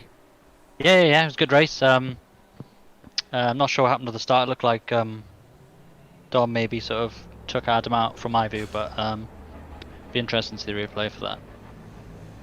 Yeah, I think Adam and Dom were just saying we probably both need to look at the replay. I didn't get to see it, unfortunately, so I don't really know what happened, to be fair. Yeah, it looked like Adam had the run. Dom's on the inside. Obviously, naturally you're gonna drift out, and just sort of flicked Adam off the track really, and then there's a bit of carnage at the start. I'm not sure who managed to jump. I think it was Wes, and then Kingston seemed to be struggling. So I tried to take advantage early on before he sort of settled down. Managed to sort of do the switch back and get Alex. And from there on, I was trying to chase Dom down, grained the tyre slightly, so I sort of fell back towards Wes. Then I just sort of settled down really into my race and just finished second. And once I had a couple of seconds lead, I was just cruising. And it was good fun. Any particular challenges, or is it just the whole lap's a challenge? The car is set up really nice tonight, but it's on the edge of the rears. You need a bit of slip on the rear. Yeah. And I've got the brakes sorted tonight, and even on the straight line, I was just as quick as the Aston tonight. So it seems to suit the McLaren this track. So yeah, it was good fun. Reverse grid, boys. I mean, I don't know. You can all answer this if you want, but going to be difficult here. Not an easy place to overtake. T1, T2. You've got some overtaking opportunities there, but it's not going to be easy to carve through the field here, is it? No, when I was doing it just then, I was just waiting for the mistakes. Like I pressured Alex on the last lap, and he ran wide in turn 4, and that's where I got him. But yeah, waiting for the mistakes for me. Yeah, I was thinking when you're gonna pop up, Adam, in my timing screen. I was coming. I'm glad there's a couple of cars between us. Well, thank you all for joining us, and good luck for that reverse grid in inverted commas. Race 2. We wish you good luck, and we'll catch up with you in 20 odd minutes time. Cheers, guys. See you in Cheers. a bit. Cheers, boys. As I always say, it is great to talk to the drivers, and we're still waiting for that first lap time to be set. I think everybody's set a base time just to make sure they do qualify ahead of the guys who don't qualify. So we've just had Dan Stevens with a 25.4. He's currently fastest at the moment. The order on the screen is all a bit bonkers, so ignore that. So another new fastest lap, this time from Alan Davis, 125.405. So, it's all going all over the place. Matt Heaton is now on pole and with a 125.2. So these guys really going for it, and they still got the opportunity to get another 2 laps in yet. So plenty of opportunity for this to change around. So at the moment it's Heaton from Humphreys, from Davis, from Stevens, and Rich Arnold in 5th at the moment. What was my poll prediction? I'm gonna predict that either Damien Humphreys or Rich Arnold are gonna take a surprise pole. I was actually going to say Arnold. Actually, I was thinking, and I was like, I actually think Arnold could take a surprise pole. So I have to agree with you. Yeah, I think it's going to be one of those two. What do you think, Aaron? I'm gonna go for Lloyd. Lloyd Reed? Lloyd Reed. I Yep. forgot about Lloyd. Yeah, I thought he was in the top line. He hasn't actually set a time yet, which is You thought wrong. why I didn't notice him. Yes, I did think wrong. It's one of those rare occasions where I'm wrong. Even when you're wrong, you're right. I'm all kinds of right and all kinds of wrong, mate. That's just how I roll. So Because you were wrong, but then admitted that you were wrong, that made it right because you admitted you were wrong. yeah, 2 wrongs make a right. yeah. That's like a quadruple We negative digress. of some sort, but there we go. A minus plus a minus is a plus. Yeah, and 3 plus 4 equals 182. But Lloyd Reed does go well onto pole. He's the only man into the 24s at the moment, so that was a very good shout from Aaron, to be fair, and a good spot to see that he's out there. But yeah, he is also going even faster again on his current lap, so looks like it is his to lose. But we could have an interesting one here, boys. Like we say, not easy to overtake. They'll be the slowest drivers are going to be in the middle of the pack, so obviously the fast guys have got to work their way past those, and then they're going to come up to the back of the likes of the Reed, your Arnold, your Humphreys, and have to battle through against them. So it's going to be a tricky and interesting one, isn't it? Only 20 minutes as well, which is going to be, what is that going to be? That's going to be 10, 13, 14 laps. So yeah, it's going to be interesting to see who can achieve what in that time. I agree. Let's I'll tell you who else I am interested to see. So obviously we can see the numbers at the side, even though they're in the wrong order. You can see the orders. So we've got Lloyd P1. That's exactly what I was going to say. We haven't spoke about Damo Humphreys, and he had a particularly good qualifying in race 1. Just obviously started from the pits. I was just going to say that he could be an outside bet for a front row start. Yeah, he's a 10th, basically 2 tenths off pole now at the moment, which is a lot of time to find around this circuit, as we said earlier. But I think he'd be happy with a front row start, and if he can have a clean first couple of corners, he could well be on for a good finish, because although he may not quite have the race pace to compete with Reed, he'll certainly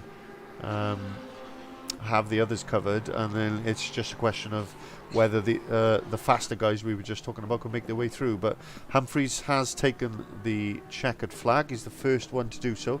As you can see on your screens, the timer is 0. So who's on a lap?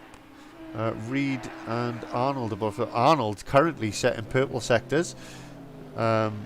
He's showing us half a second up at the moment, which would put him on pole position. Lloyd Reed also improving on his time as well. This could be a surprise pole position for Richard Arnold. And now I've said that, he's going to bin it. So on the bias though, here we go. He's currently in 3rd position. Reed is currently on pole. Can Richard Arnold, who I believe is the last car on track. Oh, he's lost all of that time. He's lost nearly all of it. Oh, he's gone purple again. It looks like he might just do it. He might just take pole position for this reverse grid race. He and he does. He's you done were it. right, Mike. I called it right. Yes. See, I agreed with you purposely, so I was also right as well. Here we go, boy. And that is the first Honda pole position in this league since, can anybody tell me? 1991. Michael. No, in this league.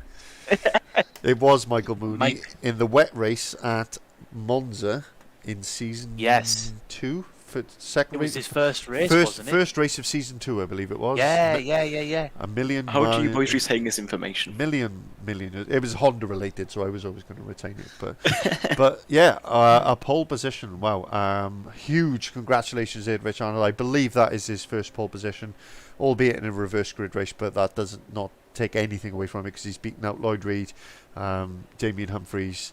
You know, he's beaten out some really quick guys there. So. Yeah, Matt Heaton as well, who's no slouch in that Lamborghini. So huge congratulations to Rich there. But that is a great front 2 rows there, isn't it? Arnold, Reed, Humphreys, Heaton. Those are guys who are going to have a great battle. And then it'll be a question of, in the second half of the race, which of those front runners who've qualified in the back can battle their way up to fight for podiums and maybe even victory. We will see. Give us a prediction then, boys. Who's going to win this race? Arnold. I'll put it out there. I think Arnold's going to just keep it clean, keep it on the track, and I think he's just going to hopefully walk it. I'm just thinking that Honda's a bit loose, so it's fast, but it could be prone to a mistake. Oh no, Rich has joined. I think Rich is going to win. Pole position!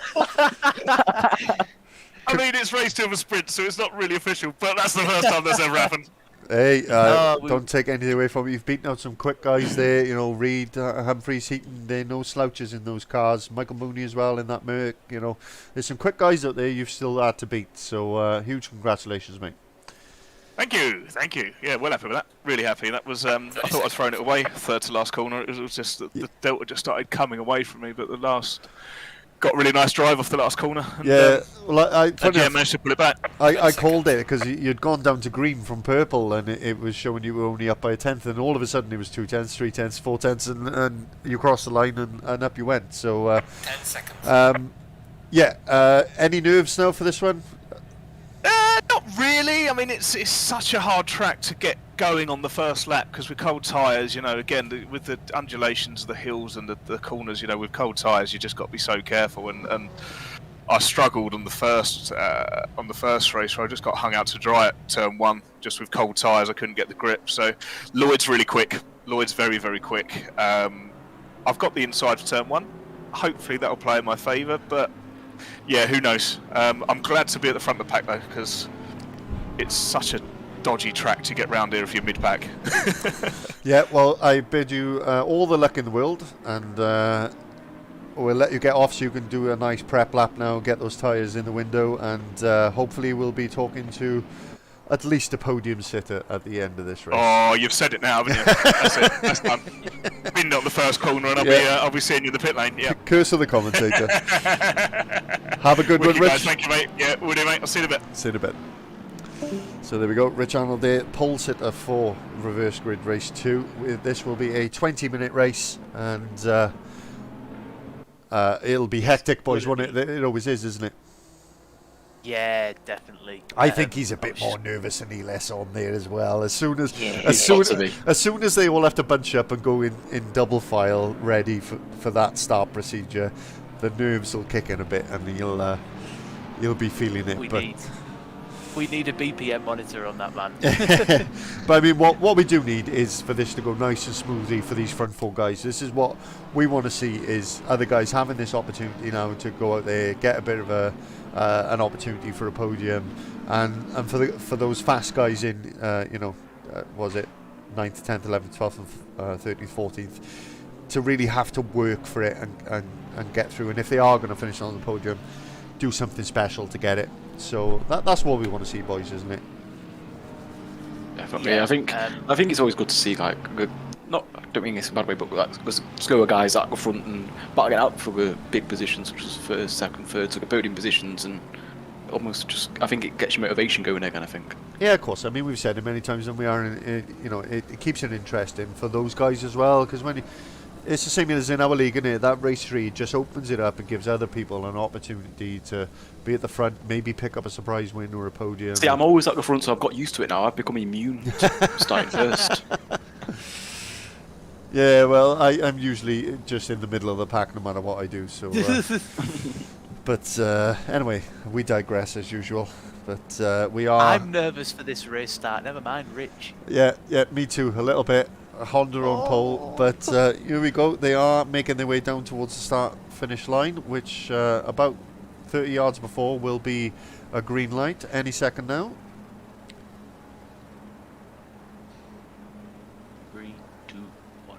Oh, it's a late one today. Green light, give it There a we go. It was a very late one. They held it a long time, but they both had pretty even starts. Rich Arnold got the first corner tied up nicely. Reed having to just back out of it, keep it nice and clean. And away we go down to turn 2. Oh, a little bit of contact there between Davis and Humphreys in the background, but nothing race killing, thankfully, and that looks okay. Humphreys up into 3rd, and Alan Davis drops back down into 4th. Heaton down into 5th after qualifying in 4th position. So Shepherd plummeting down the order. Yeah, Shepherd's just got out wide, I think, and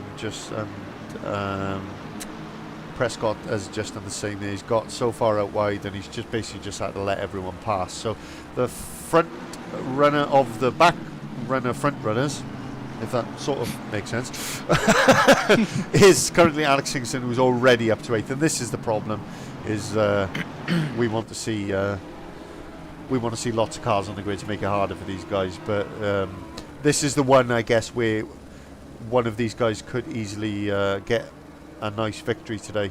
Dan Stevens has had a bit of an off. He's having to let people. Oh, Shepherd around in the background as well. Oh, Shepherd in the background. Yeah, just saw it there. He's off, and he's not having a good one. But across the line they go at the end of the first lap, and it is still Richard Arnold. Oh, he runs really wide, really wide there. That's going to compromise him.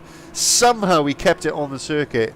I don't know how. Oh, they get really close there. Humphreys basically put his foot in the door just before it slammed shut and said, "No, I'm coming in whether you like it or not."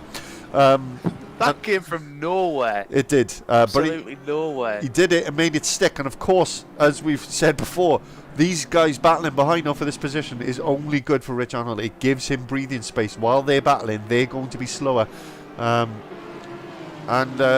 Lloyd Reed now under pressure from Arnold's teammate Alan Davis. He's also had a little bit of a disappointing race 1, so he's looking to make the most of this one as well. You can see how close they are. They're all swarming across the back of each other, but we're going to see lots and lots of issues. But interestingly, Kingston behind Foster. Let's just have a quick look at the replay and see how this one's happened. So Kingston once again running wide through there and costing himself time, and Foster then alongside, and of course Kingston's way offline and having to just basically back out of it. Humphreys thinking better of it as well. Michael Mooney has had an issue, I think, because he's just dropped down a load of positions. You see it, Richard Arnold with the fastest lap of the race, but that was quickly replaced by Adam Foster with the fastest lap of the race as he battles through. So Foster up to 6th now, Kingston 7th, Humphreys in 8th, Bierkhaus in 9th, and Ingle in 10th. So still Arnold, still leading from Humphreys, from Reed. Oh, Adam Foster's had an off. He's had an off. No! With Kingston is that? That's with Kingston. Yeah, right? Kingston was off the road. Kingston's made contact with him, hit the back of the car, and that has forced an accident. Oh, the front guys. Oh no! Front guys all making contact with each other in these last couple of races. So Kingston has dropped back to give the position back, which is the right thing to do. Foster must be fuming. He's not having a good time with it lately, is he? That is, what, 4 races in a row that Foster's had someone make contact with him, I would say. I didn't want to. Yeah, I didn't want to say it, you know, with us saying that there's not many people here for the reverse grid, but I just thought this isn't going to be easy to carve your way through. I mean, Azam only really got up to where he was because a lot of people made mistakes in front of him, and he capitalised on those chances. But these fast guys in a 20-minute race, you know, less time to make a mistake, less time for the cars to fall away from the drivers, starting right from the back. This isn't going to be easy, and it's just proving so. I mean, Dom Ingles up to 8th, and he's now stuck behind. Where's Ash and sort of Matt Heaton, that group of cars? This could be it, you know. That could be their race. Yeah. There's only 15 minutes left. Yeah, very, very true. I mean, 15 minutes around you is, what, 11 laps, depending on when they cross the line, 10 laps maybe. So, you're very, very correct in what you're saying there. I mean, if these guys spend too long battling each other, that victory will become further and further away. Interestingly, Humphreys, Damien has set the fastest lap of the race with a 24.8, so he is closing that gap to Rich Arnold at the moment.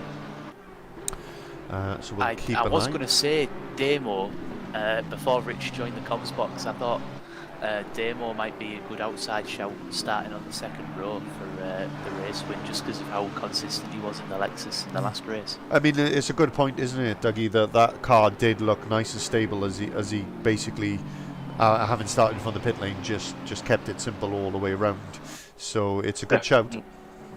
Definitely, I think it's one of them round here. You can keep consistency. You're always going to be strong if you can consistently put in good lap times and keep it on track, really.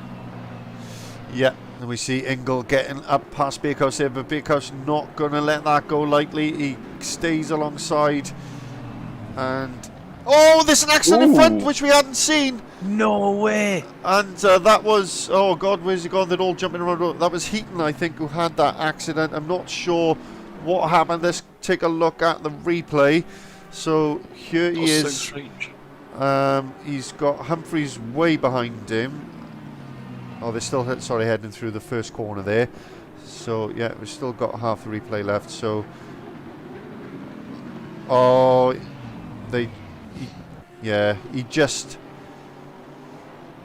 he got his braking wrong, which caught Humphreys out.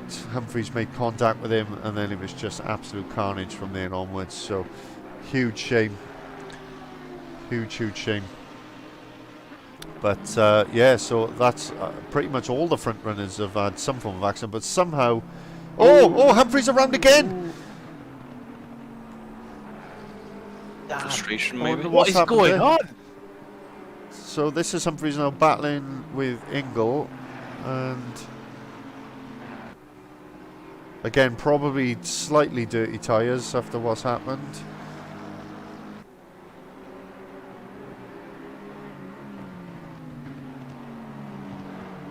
Oh, he just took too much of that inside curb and it unsettled the rear end. That was it. That was all it was. There we go. That is that. Humphreys now down to 12th position. So Ingle now in 5th, Foster in 6th, Kingston in 8th. Ingle just getting past Davis there and up into 4th. At this point, Ingle's race to lose, in my personal opinion. I don't know how you boys feel about that, but still over halfway to go, and he's 8 seconds off the lead. I think Ingle could be in with a shout, or at least a podium, I reckon. As he runs wide though, and Alan nearly launched up the inside. That would have been a very audacious move. Yeah. Oh, I got a little bit too excited for that one. He had a little look-see, I think is the exact term. Yeah. It all depends on how quick Dom can make his way past Lloyd and Damien. I mean, if those guys put up a heavy fight, which I think they might because it's for a podium, and I can't really, it's just not really a position that these guys have been in for most of the season. I think they'll defend quite heavily with the type of track that it is. I mean, I'd be disappointed if they didn't. I mean, they're battling for podiums and wins here. I mean, particularly, Rich and Damien. I mean, Lloyd's been on the verge or there or thereabouts a few times. I'm not saying he's not going to be hungry for it, but if you think of Humphreys and Arnold there in second and first, respectively, they've not had the opportunity to battle for these types of positions this season, have they? So they're going to really want to stay there. I suppose when we look at it, it's Richie's also in the best position. I don't mean quite literally as in being first. I mean as in if Ingle's got to go and battle with Reed and Humphreys, that's only going to slow Humphreys and Reed down and let Arnold again pull away a bit more. Yeah, very true. I think we've missed an overtake, so we'll just take a look back and see where's Bakehouse going. The replay's missed it, apologies. But he went down the inside on the hairpin and got himself up into 8th, now behind. Was it textbook? No, a PDF. Or PDF, should I say? PDF, yeah. Definitely PDF. It was definitely a modernised version. So Foster closing up to the back now. Reed, interestingly, has closed up to the back of Humphrey, so we'll keep an eye on that. Humphrey still sort of there or thereabouts with regards to keeping up with Rich Arnold, but Rich Arnold's got him matched for pace at the moment, lapping in the 24s, only just, but he's just keeping himself comfortably out in front. And as we are now over the halfway point, every second that ticks by will be more than welcome by Rich Arnold. He just has to keep it clean and keep it simple. But that is, as we've all said, and the drivers have said, a lot easier said than done around a track like this. And as we've seen from Humphries, Ashley having issues in the early parts of this race. After a stellar race one, it's all gone wrong for Humphries Ashley in race 2.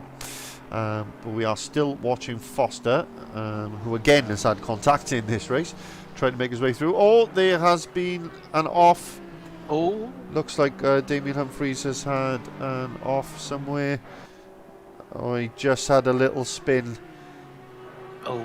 And he just had a bit of oversteer. So after we said he was going to be the most consistent guy in the world, he wasn't.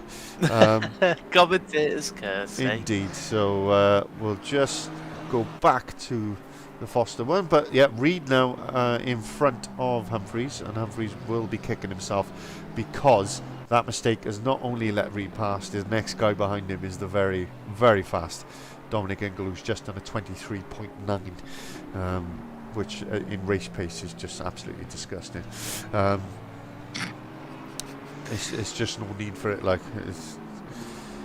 But there we go. I'm just jealous, really. But Foster not finding it easy. Really helping out his teammate. Yeah, he really is. Unfortunately, he couldn't quite do the same with Ingle, which will be the big one, really. Yeah.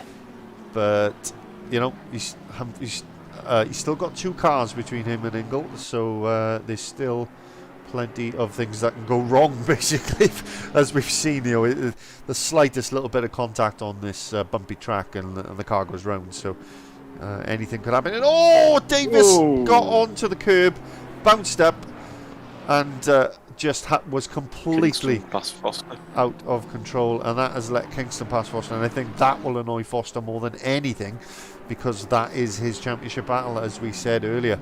So yeah, and you can see Davis just got the curb wrong, bounced back into the circuit.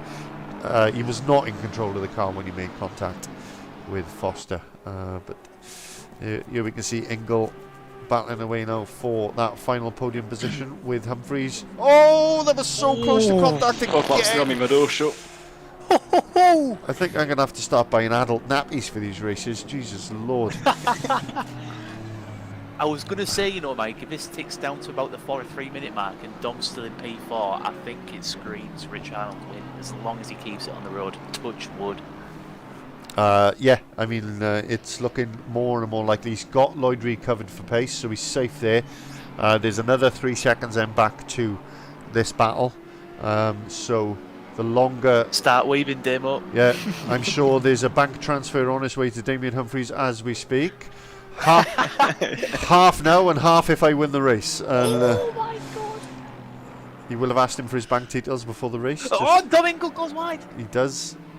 A little mistake. Sorry, there. I'm getting a bit too overexcited. No, there's Ingle's really putting pressure on, and these Davis. I mean, look at this train.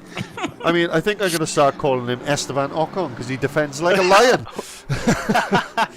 But yeah, he's Esteban to defend like a lion.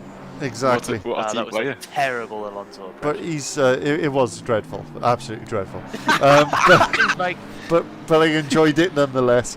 But look at this, he's got 3 of the fastest guys in the league behind him, and he's just not having it. He's just like, it's a truly train, isn't it? It's an the widest car on track. He's just like, nah. I tell you what, I'm quite enjoying being in 5th, thank you. So why don't you bugger off? Oh my God! Side by side into the hairpin. You can see Ingle trying to force the mistake, but Humphries wise to it, keeps his line. You know it's good when I'm squealing. You just random noises coming from me and Aaron. I'm going. Aaron's screaming. Yeah, I used to get you on board for your wonderful insight and your unique view on things. Now it's just for the with associated strange noises. But but Bierkhaus is battling away with Foster, while Foster battles away with Kingston, while Kingston battles away with Davis. It's just absolutely bonkers. There's just so much going on. I can't even keep on top of it. Humphries just getting past Dan Stevens up the inside of the left hand as we go onto the Grand Prix circuit there. So good move from Ash, but I'm sure you'll be disappointed nonetheless to be where he is. Oh, and again Kingston off the track, and he loses at least one position, probably two from that. Kingston just cannot keep it on the road today.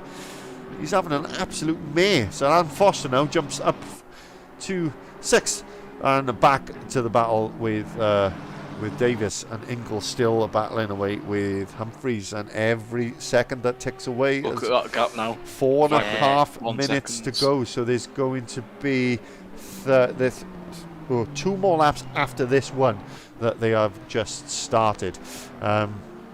I said 13-14 laps, and that would be 13 laps, yeah, so that would make sense. But yeah, I've lost my train of thought. Oh no, Humphries with a mistake! Oh, he just got onto the curb, got it a little bit wrong, but he's got a good run. Ingle's wide. It's not over yet. It's not. He's got a good run down into the left-hander. If he can take a tighter line, force him wide, which is exactly what he's done onto the marbles. And Humphries fights it back. So it's mad. Making that mistake actually gave him a better exit out of Graham Hill and gave him that opportunity to have that run. So he planned it. It was all planned, the whole thing. Mexican Minister of Defence Damo Humphries, is that you? Check over your heart out. Sorry, I'm choking. There's so much going on. I can't breathe. Overexcited. I know, this is absolutely bonkers. It's all going on here. And Kingston just getting past Bierkhaus again. Bierkhaus will run a little bit wide there, but he's not going to let it go. He's going to be side by side all the way up through the right-handers. Bierkhaus very brave there around the outside. Unbelievably brave. Oh, someone's got the ground. Woman in the background. Who was it? It was Michael Mooney. Mooney. Yeah, Mooney's dead last. Yeah, he's a lap down, I think. So, yeah, wow. So they were side by side, and Bierkhaus comes out on top. So now we've got Foster battling once again away with Davis. Look what a job Davis is doing in that Honda. Unbelievable. Bit of driving from him. Keep it on the black stuff, boys. Keep it on the black stuff, please. Foster looking for a bit of a switchback, but you can see the way Davis has parked his car. That isn't happening. And Ingle's still behind Humphries as well. So as it stands, this man, Richard Honda, is still the leader of the race, just ahead of Lloyd Reed by 3.5 seconds. And then you've got 7 seconds back to this battle for the final podium position. There is only 2 laps left of this race. What were we inside? Oh, no. Yeah, two laps to go based on what I can see. Yeah, he's, 15 seconds from the end. Or maybe, no, I can't do my maths. Yeah, 2. Sorry, I'm just trying to. Sorry, guys, I'm trying to do maths and keep on track of everything. It's absolutely bonkers here. Oh, Foster's gone off! Oh, Foster's gone off! He's made a mistake. What has happened to Foster? He's made a mistake. He's been there. He's gone from 6. Has he made contact again? On the black stuff. All you had to do was keep it on the black. You can see it's a 4-way battle for this position. Davis still out in front. Foster battling away. The mistake is coming any second now. Did he make contact again? No, he just got his angle wrong. Oh, he was so close to making contact. Oh, man. He just got it wrong. He just frustrating got night for it Foster. wrong. Bierkhaus now. Leader on the final lap.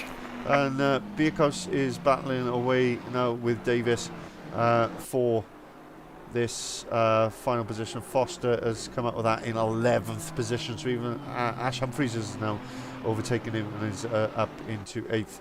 But Ingle, the big winner from this second race, as he will stretch his lead, close the gap up to those leaders of Kingston and Foster, but this will cost Foster in his battle with Kingston. Bierkhaus getting really wide there. Really wide. He's off the road. Ooh, really wide. Yeah. This isn't good for Adam. And really wide. Yeah, it's all happening. Ingle's super close. He still wants that final podium position. He's battling away. Oh, he's round. Oh, sorry, I was just looking to check because Rich Arnold started another Dominic. lap, so it wasn't. Dominic made contact with his rear. It wasn't the final lap of the race. Now he's on the final lap of the race. It called it wrong.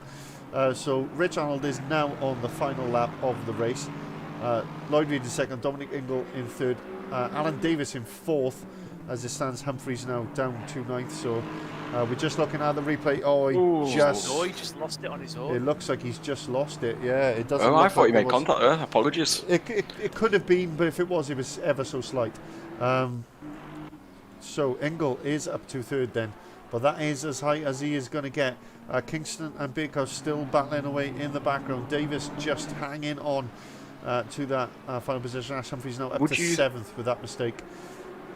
Would you say this is the best defensive display we've seen yet in the whole of FDSR? It's up there. I mean, I can't think of one that's better off the top of my head. It's certainly got to be up there with one of the best. Bakehouse has got back past Kingston, which will be welcome news to Adam Foster in his battle with Kingston. But this is what we wanted. We wanted people like Kingston and Ingle to come in this season and give Foster a run for his money, and that is exactly what we are getting. But Richard Arnold has won his first ever race in Final Drive Sim Racing. Congratulations. First place in the Honda NSX. Lloyd Reed comes home in second. Dominic Ingle comes home in third. Alan Davis makes it a fantastic... Side by side to the line. A fantastic Team 1-4, but who's going to finish in fifth? I think Kingston's just got it. Kingston's got it just ahead of Bakehouse. Ashley Humphreys is going to bring it home in what I'm sure will be a slightly disappointing seventh after what happened. Dan Stevens is going to bring home for a very respectable eighth position. Foster, another who'll be disappointed with ninth. Matt Heaton in 10th. Damien Humphreys, he's got to be heartbroken. Battling away with Ingle. He had one lap to go to bring it home in third position, and he's going to come home in 11th place. Mark Shepherd in 12th, Paul Prescott in 13th, Michael Mooney in the final place in 14th place. You can see on your screen there in big writing the winner of race 2. Prescott got Shepherd, I think. Mike just got him. He has, yeah. Oh, we just missed that. So we'll just take a quick look at that replay while we have the opportunity to do so. Also, quick warning for headphone users when Rich joins. Oh, talk of the devil. Yeah, so we're just gonna. We will pause the drive for just a moment. Just a moment. We're just watching a replay of Shepherd and Prescott. Shepherd just got it wrong into the final corner, and Prescott got the overtake done, and that was how that happened. So that was the final overtake of the race, of which there were many and more action than I can even recall to my memory. But as you can see, the winner of the race, number 24 in the Honda NSX, is Mr. Richard Arnold.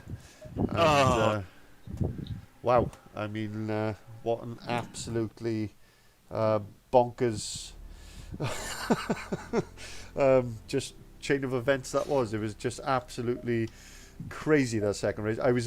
I'll be honest, we sort of discussed it a little bit. I was a little bit concerned with a small field that second race was going to end up being a little bit pants, to be honest, because the reverse grid we like to see people battling through. But my God, was I proven wrong there. That was absolutely epic from start to finish. So I'm just trying to find the Discord. It is, and I'll get this if I stop streaming and get the guys up on the screen. There we go. We've got some picture. Sorry, that was a bit fiddly. I've got to change settings halfway through. I don't know where to start, but, well, there's only one place to start, really, isn't it? Mr. Richard Arnold, you have just taken your maiden victory in Final Drive Sim Racing, as well as a pole. So you won it from pole, kept it clean at the first corner, and then, as everybody else played a game of dominoes behind, you went, bye. Oh, dearie me. That was... I'm knackered. Absolutely knackered. Couldn't have gone any better. Didn't put a foot wrong. Did not put a foot wrong. I think I got away with Damo getting ahead of Lloyd. I think that held Lloyd up a little bit because I think Lloyd probably had pace on me if it was a 1v1 the whole way round. So I think that really helped. But mind you say that, and it's not to take anything away from Lloyd, but he did get past Damo with plenty of time left, and that gap didn't come down. So I think you're doing yourself out to some credit there. It's very kind. Yeah, I mean, I think you got it down to 1.1 in the end, and I think sort of with maybe 4 or 5 laps to go, it started sort of gaining, and then I felt a rhythm, and there was no one around me, so it was just sort of get your head down. Thankfully, I had Alan on comms, sort of trying to keep me calm, whilst he was also trying to hold off basically all the top runners in the league at the moment. So, top marks for teammate for him, but yeah, just faultless, completely faultless. I'm so happy. I am so happy. That has absolutely made my day. Yeah, I mean, I can speak from experience, and I know Aaron and Dougie can as well from our league, the touring car league, in that we're all mid runners, you know, or we end up having a bad race and we're at the back, and when you get that victory, and it means so much when it's been a season, 2 seasons, and it just hasn't happened for you, it means the world, doesn't it, to get it? And this is only sim racing, but it means the world to us, doesn't it, when you get that first victory? It does, and that's my first one. I think in sort of in anger for especially in ACC and for a long time. So, you know, I was saying at the beginning, you know, all right, I've managed to get pole and you know, because of the reverse grid situation, that kind of thing. So I thought, oh, okay, if I manage to win it, you know, it's a fair go. But you know, it's not as good as winning it from the start. But I'm absolutely elated. I you know, I take that all back. I'm so happy. It's such a good race. I'm over the moon, mate. Absolutely beaming. Yeah, huge congratulations, mate. It looked stellar. Not that we got the opportunity to see on camera much, because behind you was absolute carnage everywhere. And I'm happy for that. I'm happy for that. You know, the more carnage there was, the more I've been left alone. So yeah, I'm happy. I mean, we've almost lost our voices. There was so much going on. It was just absolutely bonkers. But I'll hand over to one of my co-coms now to do the next one. Aaron, why don't you take the next question? I will, and I'm going to go to Rich's teammate. I'm going to go straight to Mr. Alan Davies. What a defence, mate! That was unbelievable. I think we said that's probably the best defence we've ever witnessed in FDSR. So, how the hell did you do that, mate? That was unbelievable to watch. Oh, I must have a very wide Honda. Yeah, I knew I had to kind of play rear gunner because I knew the fast guys would be coming through, and if I could try and hold him up a bit, that would give Rich and breathing space, even though it's a short race. You know, the guys are capable of taking a half a second a lap out of us. But when I started defending, I think Adam was the one that reached me first, about with 12 minutes to go, I think. It was just, and the time was slowly ticking down, very slowly. But yeah, everyone kept trying to go around the outside of me, the Hawthorns, which I don't know if that was their best opportunity, because I know if I just got my nose in front going into the corner, that all they're going to do is run out of track on the outside. So yeah, I was absolutely sweating. As Rich crossed the line, there was a Rich, I know you're about to win and celebrate, mate, but just keep quiet until I cross the line, because I need to concentrate. And then we'll celebrate together, and we did. There was quite a lot of that was the most downplayed P1 celebration ever. It's like, yep, thank you, on you go. Yeah.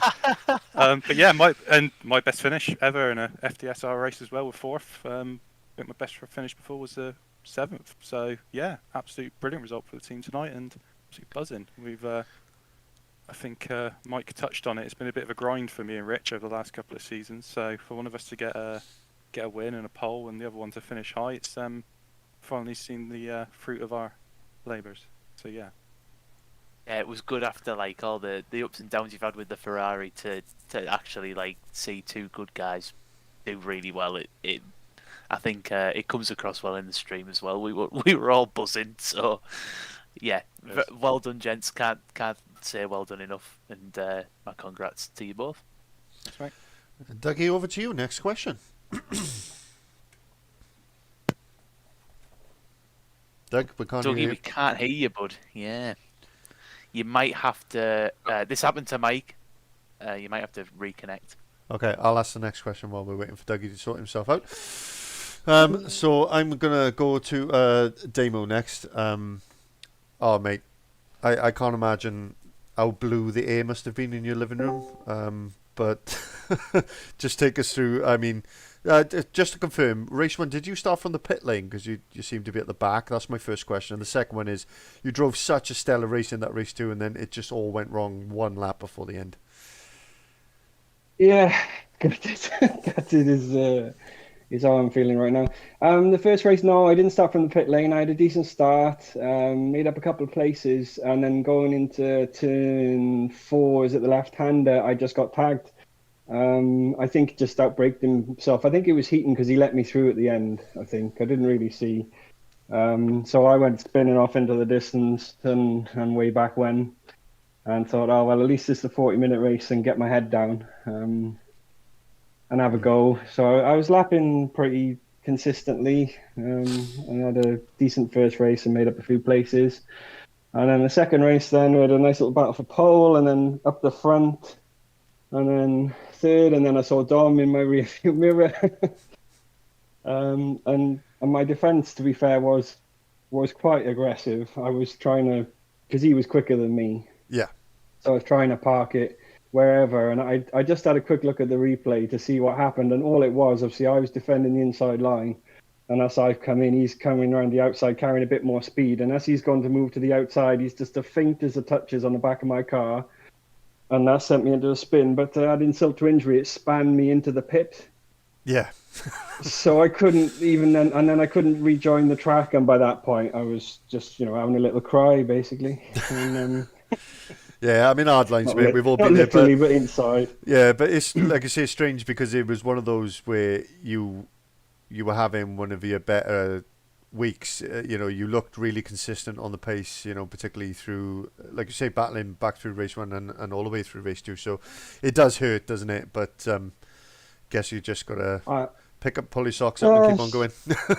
It's one of them. It would have been my first podium, and I saw Dom, and I was like, "Is he hell having this?" It's like, I'm having this third, and it's like, if I have to park it on every apex from now until the end of the race for 10 minutes, I'm doing it. Yeah. And to get tagged with 1 lap left on such an innocuous thing, it was obviously accidental. He's just moving to the outside, such a faintest of taps, and it's just completely destroyed the race. Then from there, so yeah, I'll try again next week. Yeah, hard lines, mate, and good luck. And hopefully we've got Dougie with some sound now and he can ask a question. Can you hear me? Yes, we can. There we go. So my question was going to be for Adam, and was it just going to be, to sum up your night, is it just a bit of a frustrating one? Not the best night for yourself, or? I got hit a lot. I think this one will be my drop score, to be honest. Got me and Dom obviously had that one in first race, and then Alex tagged me early on, and then just been watching the replay. Alan runs wide and then tags me off as well. Yeah, it's just one of the unfortunate nights where you've just been involved. It's one of my bad races, one of my bad ones this season. So we all have them. Definitely. Well, on to the next one, I suppose. And I think the first race you came back pretty well, to be fair. So he's always positives in that as well. We was all flying until we got to Alan and the defence king. So. I was getting to get it past a couple of times, and then unfortunately we did tag that one time. So I just, like I said, get everyone to look at the replay. So it looked like he just hit the curb slightly. There is a bounce. And then it doesn't look like he bounces when on board. Yeah, or like because we saw it pretty much live, and when we went to replay it, it just looked like he just bounced into you. But obviously, you'll have more detail on your replays. But to be fair, we did say before it was likely to be one of those reverse grids where it was going to be contact, there was going to be niggly bits, and people going off. Yeah, exactly right, just due to the nature of the circuit. So it's just one of those, but it certainly kept it exciting. Well done to Rich as well. Congratulations on the win. Might be a little technical snafu with things because you got disqualified at the end for some reason. So officially on SGP, I don't think you're going to get the win. But I can see that. I don't care about SGP. I was too busy trying to celebrate. Apparently the marshals didn't like the fact that I was donutting backwards up Paddock Hill, but apparently it's frowned upon when people are still racing. But Aaron, over to you. Cool. Ooh, who should I go to? I'm gonna go to Dom Ingle. Right, I'll focus on race 2 because I spoke to you for race 1. you must have been gutted that you couldn't get past Damo earlier, mate, because you look nailed on for you look nailed on to be able to catch Rich and probably challenge for a win, which would be massive in your championship mount. I mean, I guess the question I'm going to ask is a race of frustration or just happy to walk away with the podium and get some solid points? It's a bittersweet third for me because having watched first off, well done, Rich, with the win. Really good. I genuinely don't think I'd have caught him, even if I'd have got past Damo quicker, because Rich was, by that point, 6 seconds up the road, and he was doing 24.5s. And even if I was doing low 24s and the odd high 23, I wasn't going to catch him in the time that we had left. So I don't think I'd have got him, especially if I'd had to pass Lloyd as well. So I don't think I'd have got him. But it's bittersweet because I genuinely, when we were racing, and it was such a good battle with Damo, and he was defending like an absolute lion, and I just couldn't get past him. Nearly got past him at one point, but then he got me back. Yeah, we saw that. We caught that live. And when he got into the last corner, and I've got a really good draft on him, and I thought, right, I'm just going to sit here. And then I genuinely thought he started to oversteer and went off. And I was just really surprised that he just went and I was gone, because I had nothing come up on my screen to say contact, which normally you get where there's contact and, you know, something coming up in terms of damage and all that. I had nothing. But then I've gone back and looked at the replay, and he's absolutely right. I've been right behind him, and then as we're both coming out of the corner, there's like the smallest touch, but the car's touch. So it's bittersweet, and to be completely honest, I'd be happier if they reversed the position, so they give Damo third and me fourth. Because I don't really want to take third that way, if I'm honest, because I genuinely didn't realise I touched him, but on the replay I had. So I will say, like, I don't know if Assetto Corsa works the same way as iRacing, and you know the latency thing where you might not be touching on one screen but you're touching on another. When we watch the replay back, there's a gap between your cars, and it does look like a genuine oversteer moment. But if you're saying there's contact, then on my screen it looks like there's literally there's a touch between my front splitter and his rear splitter on the bottom. When we watched the replay back, the cars were kind of looking at the rear as you're going into the last corner, if you like, into the pit area, and all the way through there's a gap, and then the car just spins, and it did look like a gap was there, but we Out sort of interest, gents, the ACC TV, did it come up with any sort of warning triangles or anything? I don't think it did. No, I don't think it did. I didn't see any warning triangle for it because it just came up with the white flag that he'd spun off. Yeah. Whereas we all collectively thought contact, but nothing flashed up. And then when we watched the replay, it didn't look like contact. It was. I'm on the replay now. It shows contact on my replay. Yeah, it's a strange one. It could just be because it was live, and maybe. And you know, as us watching instead of actually driving, we might get a slightly different replay. I mean, you'd have to get it particularly wrong to oversteer to that level through that corner at that point, wouldn't you? So it would have been a strange place to do it, but like you say, it's just one of those things, isn't it? But let's say very, very bittersweet, because I'd rather have fourth place and Damo have the third, considering how well he defended, and it was the last lap. So yeah, you know, if that's a possibility, more than happy for that to happen. You'll have to rest off Alan. I was lucky to get past Alan as quickly as I did. You'll have to pry that fourth out of my fingers, I'm afraid.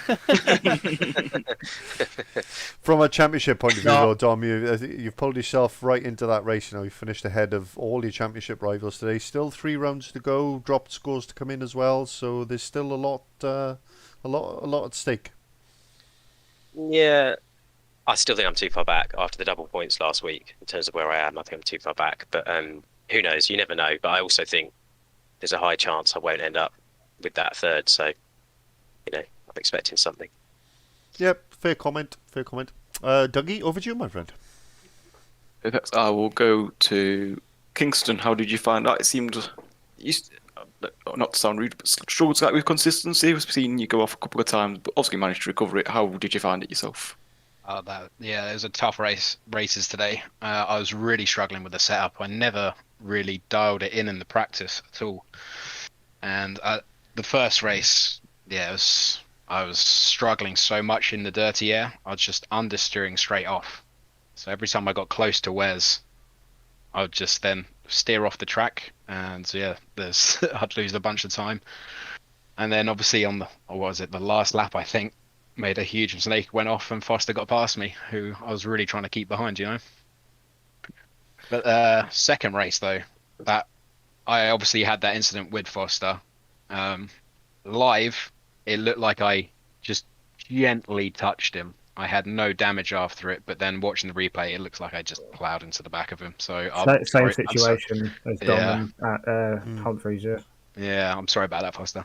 That's right, you waited. That's cool. Yeah.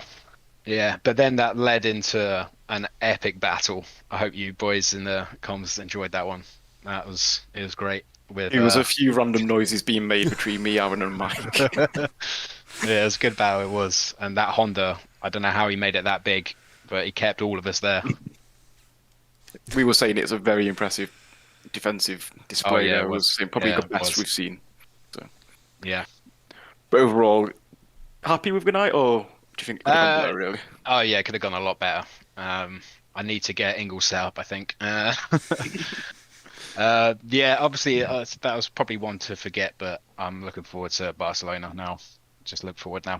Exactly, got to move on, think forwards. Yeah. I'll pass over to Mike, is it now? Yeah, thinking of Barcelona, obviously that's good for GT racing. Although it's a bit pants, when you watch it with the Formula One for GT cars, there's plenty of action to be had. So that'll be one to look forward to next week. That is for sure. And Lloyd, it seemed like you had a good one. You were definitely looking strong in the quali, particularly for race 2, but good finish in race 1, which was 6th, I think. So best of the rest, if you like. Gave you the opportunity for that quali. You qualified second, finished second. So take us through your race 2 particularly. Yeah, very happy. It's kind of when Michael was battling me for 5th place. I did think kind of, have it. I don't mind. But I did get past him, and I got past him quite easily. Like, he seemed a bit slower, and then as soon as I got past, suddenly he was about a second quicker a lap than me. So yeah, he forced a mistake and we got past, and I just couldn't catch him after that, genuinely. Yeah, there was a couple of laps where you were quite close together, wasn't it? Because we saw you battling, and then we saw quite a few battles, particularly into turn 1 with the two of you. So it looked like good fun. Yeah, definitely. He's a good driver, and he's certainly got the pace. He just I see him oversteer a little bit, so I think he just struggles sometimes with the car choices. They're probably like the Honda last season and the Merc. They're probably quite hard cars to get around, especially a tight circuit like this. But yeah, I must admit, I kind of put all my thoughts into race 2. I was on my last lap of the quali. I was about 4/10ths up, and I just lost it right in the corner. I just put my foot down just that little bit too early, and I was like, damn it. But I thought, it doesn't matter, I'm first. And then go on the grid, and then suddenly Rich is there. I was like, git. Yeah, he was the only man left on track. Everybody else had finished, but he must have crossed the line with like a millisecond left of the session, because he was the only one who hadn't seen the flag. So everybody else probably thought the same. Yeah, he did. It was an amazing drive. At the start, I think it was the start of the second lap. I went to take the inside line on T1, and Rich just went wide. And when someone goes off, it kind of makes you go off. So I took the inside line a bit too tight at that point, and then Damo promptly got in and into second place, which is a bit frustrating. But I've kind of learned from Wes, really, that just take your time. Keep close to them, keep the pressure on, and eventually, Damon did make a mistake and sort of lost it a little bit. So I was quite grateful that. Also sad at the same time. But then, trying to chase Rich down. I mean, you said before that you don't always give it 100% in the race, because, you can't keep that up. And I would say, I was probably about 95%, just trying to keep it on. There was a few sort of instances I just caught the grass, and then I saw Dom's name turn up, and I was like, he's going to do it. But he didn't get past Damien, amazingly. So, I was pretty impressed with that. I think it was about 5 minutes to go. I was just willing Rich not to make a mistake. I actually wanted him to win. I just go on, boy. You know, he's driving so consistently, so well. It was the 24s, 24s, 24s. So it's just like, you know, I just can't match it. Even if I got close to him, there was no way I was going to get past.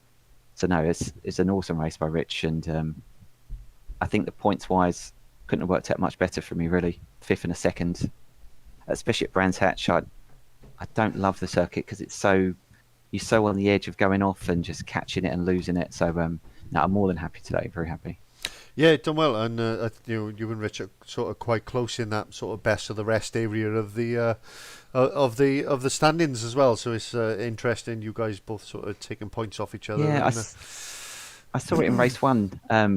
You know, they got the first 5 guys, and the difference was like a second between them all, sort of thing. And then you got about 17 seconds to me, and it's kind of always the way. You know, just at the top of the middle pack, as you're saying, it's nice with these second races. You get a chance to be at the front. Yeah, and yeah, it's good that Rich got his 5 minutes of fame here. Yeah, I mean, it's these reverse grid races are absolutely brilliant to watch. I got to say, you know, you know, purely from a spectating point of view, they're absolutely phenomenal to watch, and the action tonight was just epic. But it's not just because it was Brands; it's the same every week that we have them. But yeah, well done, and congratulations. And Aaron, I think we got one driver left to interview. Yes, we do. Mr. Heaton, I won't call you Michael this time. Oh, I'm so sorry about that. That's fine. So, there seemed to be a random sort of like incident down at turn 2 where like every single car just seemed to be involved. There was like a 4 or 5 car spinneroonie, and I think your Lamborghini was part of that. If I am wrong, please tell me now. But I was just going to say, what happened and how did you manage to recover from there? Because it seemed to be that you were doing quite well before that. Where to start tonight? First off, Rich, absolutely love it, mate. I'm absolutely buzzing for you. Like, obviously, the friendly rivalry going there. But when I see that you'd won, I was absolutely buzzing for you. Secondly, Damo, I'm so sorry, mate. Like that first race. Sorry, completely ignoring your question at this point, but I need to get this done. Okay, okay. Damo, so sorry, mate. That into Graham Hill Bend, I think it was. I don't even know. I just outbraked myself and ruined your race. I'm really sorry about that, mate. With that incident, back to the question. Yeah, I don't really know. So I was sort of fairly close behind Rich and Michael, and I sort of dropped back a bit, and then I'm not sure who it was that was behind me, but going up into the corner, I don't know who it was. I don't know what happened, but I ended up just getting tagged at the back, and it just spun me around. And at that, there was about 5 cars piling into it at the top at the top of the hill. So, you know, where I was, I ended up being right at the back pretty much, other than a couple of guys that were struggling. So at that point, it was just trying to get back, and then there was a couple of other little moments where people were spinning in front of me, and I had to sort of dodge them, and it caused me to go off. And yeah, I don't even know. Yeah, it was a bit of a scrappy night, wasn't it? But you finished. You got some solid points. You know, you're a little bit unlucky at Watkins Glen the other week, so you just take what you can get. And obviously, with a slightly smaller grid, it does help if people have moments. And obviously, you picked up a couple of more spots, so it was a fairly decent recovery, all sort of considering what had happened and how the night sort of went for you. Yeah, thanks. Yeah, I'm not feeling great about tonight at all, but we don't want to keep up with the misery and let the celebrations begin for Mr. Arnold. That's it. I noticed he was sipping something. I hope that was a can of lager, Rich. He has a beer after every race, I think. Elvis juice, good choice, good choice. It's all right. Actually, it's the first time I had one. I wasn't. Yeah, it's not a bad drop. It's not a bad drop. Good lad. Right, that's it. That's all I've got to say. Yeah. I'll peace out and hand back over to you, Mike. What can we say? I mean, it's been an epic night of racing. We've had nose to tail action right through. It's been such good fun to watch, and I'm sure it's been good fun to race in as much as it's been frustrating as well. You know, but these things happen. That's what racing is all about. Thank you for joining us. Thank you if you're rewatching the stream later. No problem. As long as you watch it, we're happy. Give us a subscribe, give us a like. Come and find us on Discord. Get involved, and like I say, we'll see you live for TCSRL on Wednesday. We'll be back. We're racing, and then we're back in this league. Final Drive Sim Racing at Barcelona for some endurance racing next Thursday. So we'll see you then. Thanks everybody for tuning in. Thanks to all the drivers for taking part and for coming on to talk us through the action. And we'll see you next week.